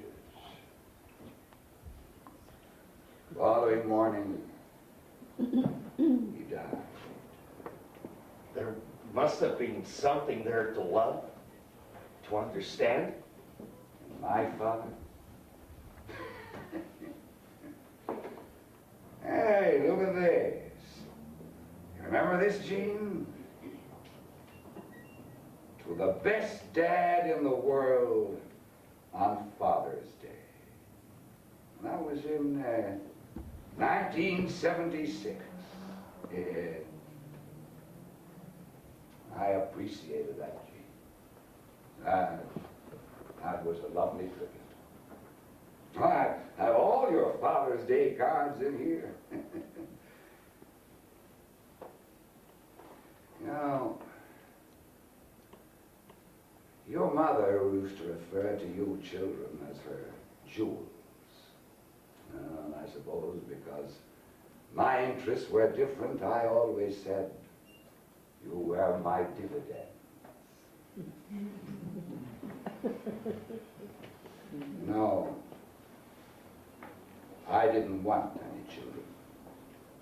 No. Coming from the background, I did. And it was a long time before we had Alice. But your mother persuaded me, said you'd be a comfort in our old age. And you are, Jim. Oh, well. Oh, look at this. From your college days. Program from some glee club concert. I have everything except the kitchen stove in here. Do you still sing, Gene? Not in years. Oh, that's too bad. You're a fine boy. But you can't do everything. I remember your mother used to sit hour after hour at the piano. And I'd be up here at my desk, and I'd hear you singing. You always wanted me to sing. When I grow too old to dream. Did I? I don't remember you ever singing that. But you know, you always seemed to be just finishing when I came into the room. Did you used to sing that for me? No. But you always asked me to sing it for you. Ah. Well, I certainly enjoyed sitting up here listening.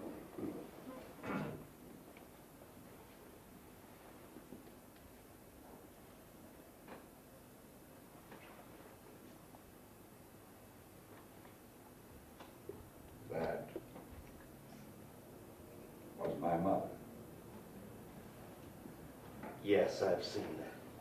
It's lovely. She was 25 when that was taken. Died the following year.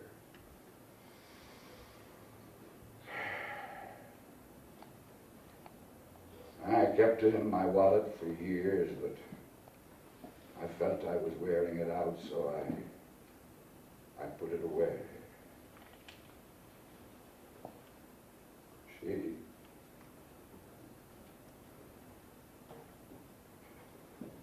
She was just a little bit of a thing.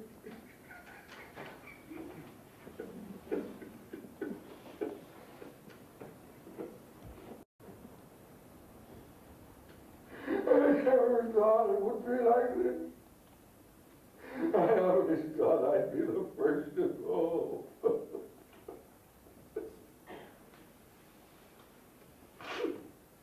I'm sorry, Chief. Just give over me. I'll get a hold of myself. Don't try to.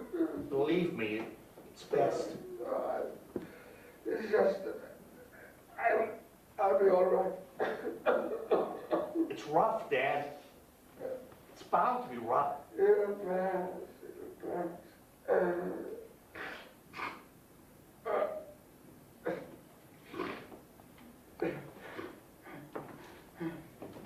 Shall I put this away for you, Dad? No, I can manage.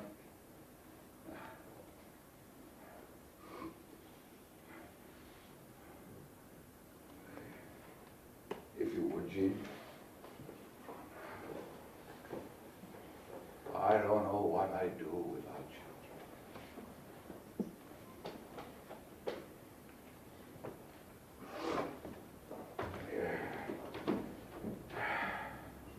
Dad, Huh?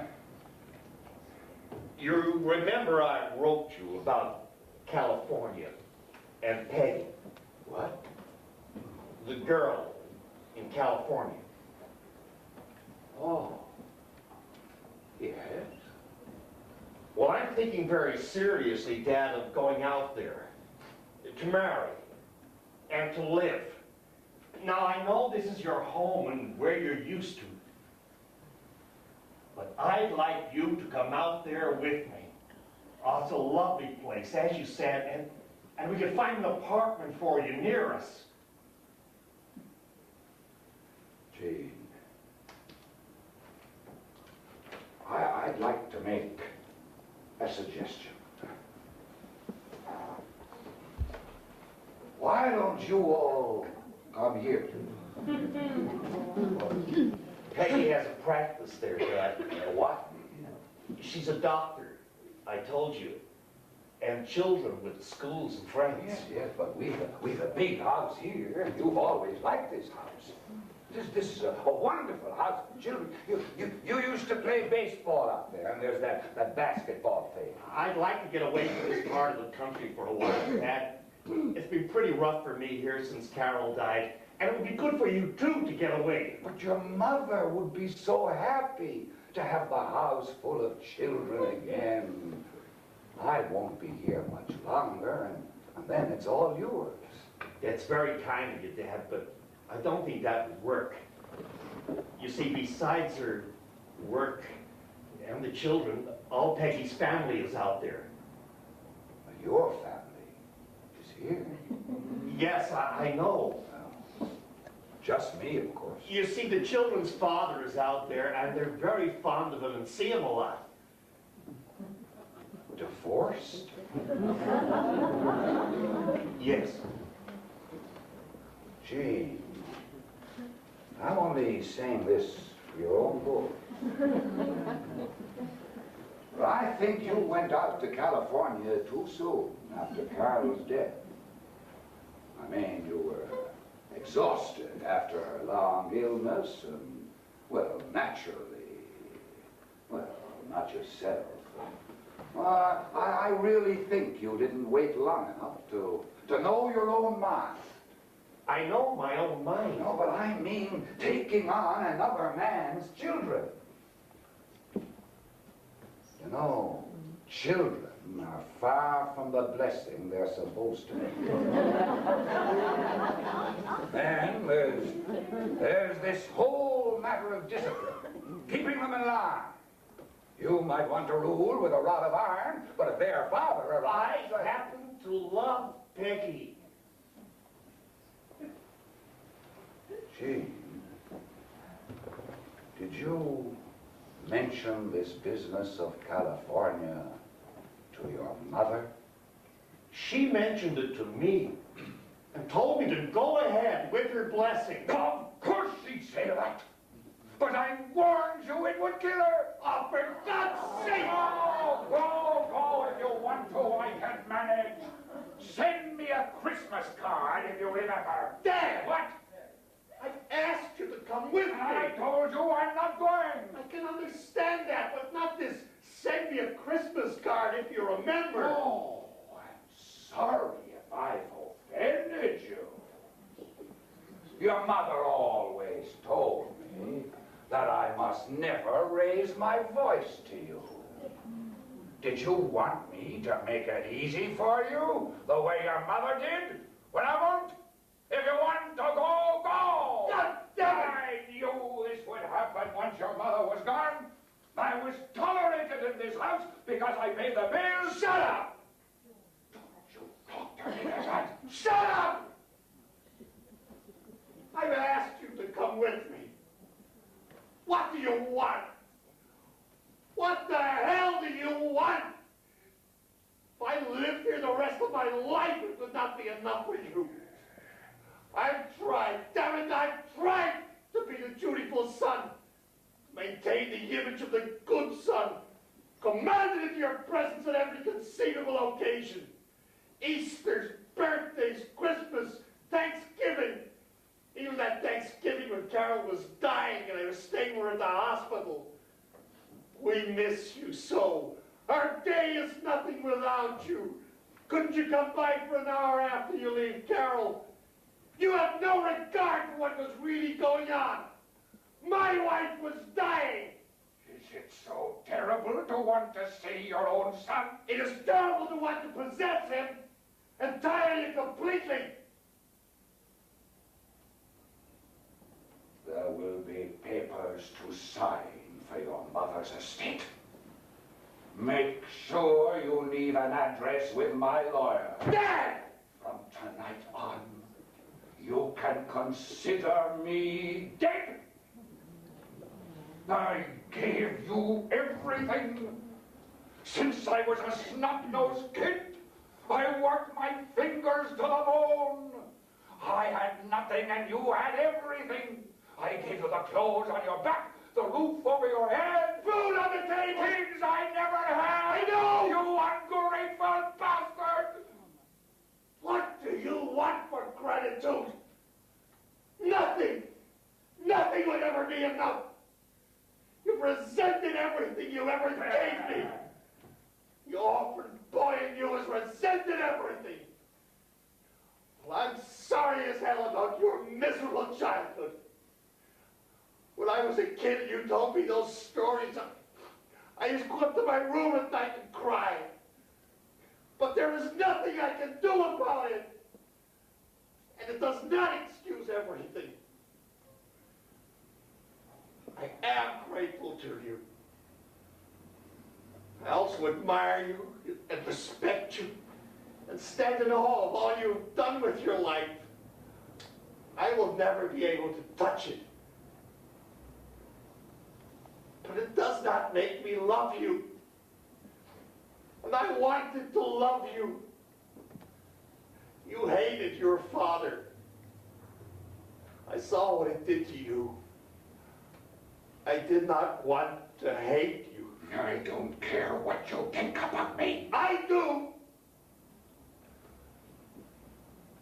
I came so close to loving you tonight.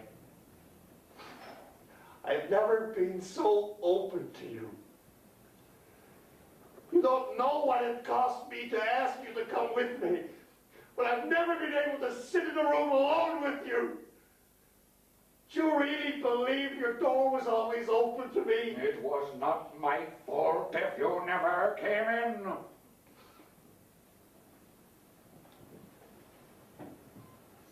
Goodbye, Dad. I'll arrange for someone to come in. I don't want anyone to come in. I can take care of myself. I've always had to take care of myself. Who needs you out? I have lived every day of my life so that I could look any man in the eye and tell him to go to hell.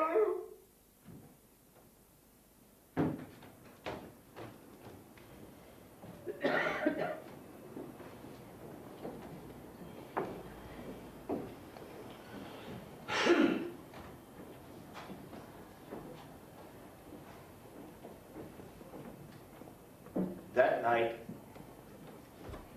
I left my father's house for the last time.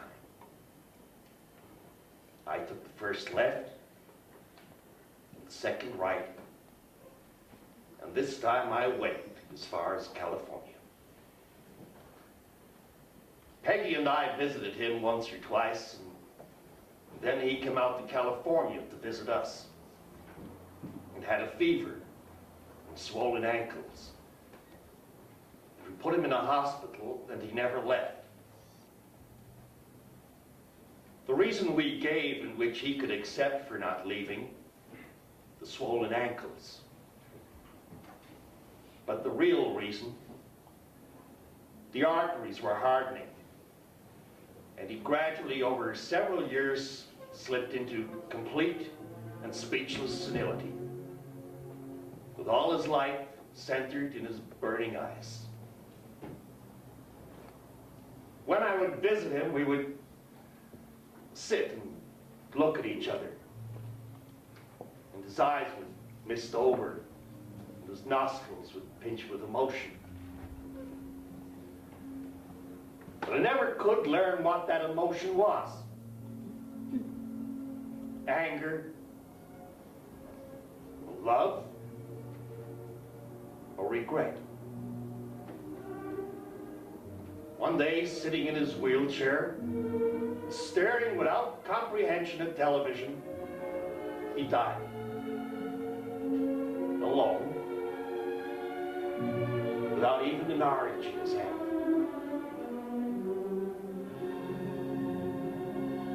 Death ends a life, but it does not end a relationship, which struggles on in the survivor's mind towards a resolution it never finds. Alice said, I would not accept the sadness of the world. What did it matter if he never loved me or if I never loved him? Perhaps she was right.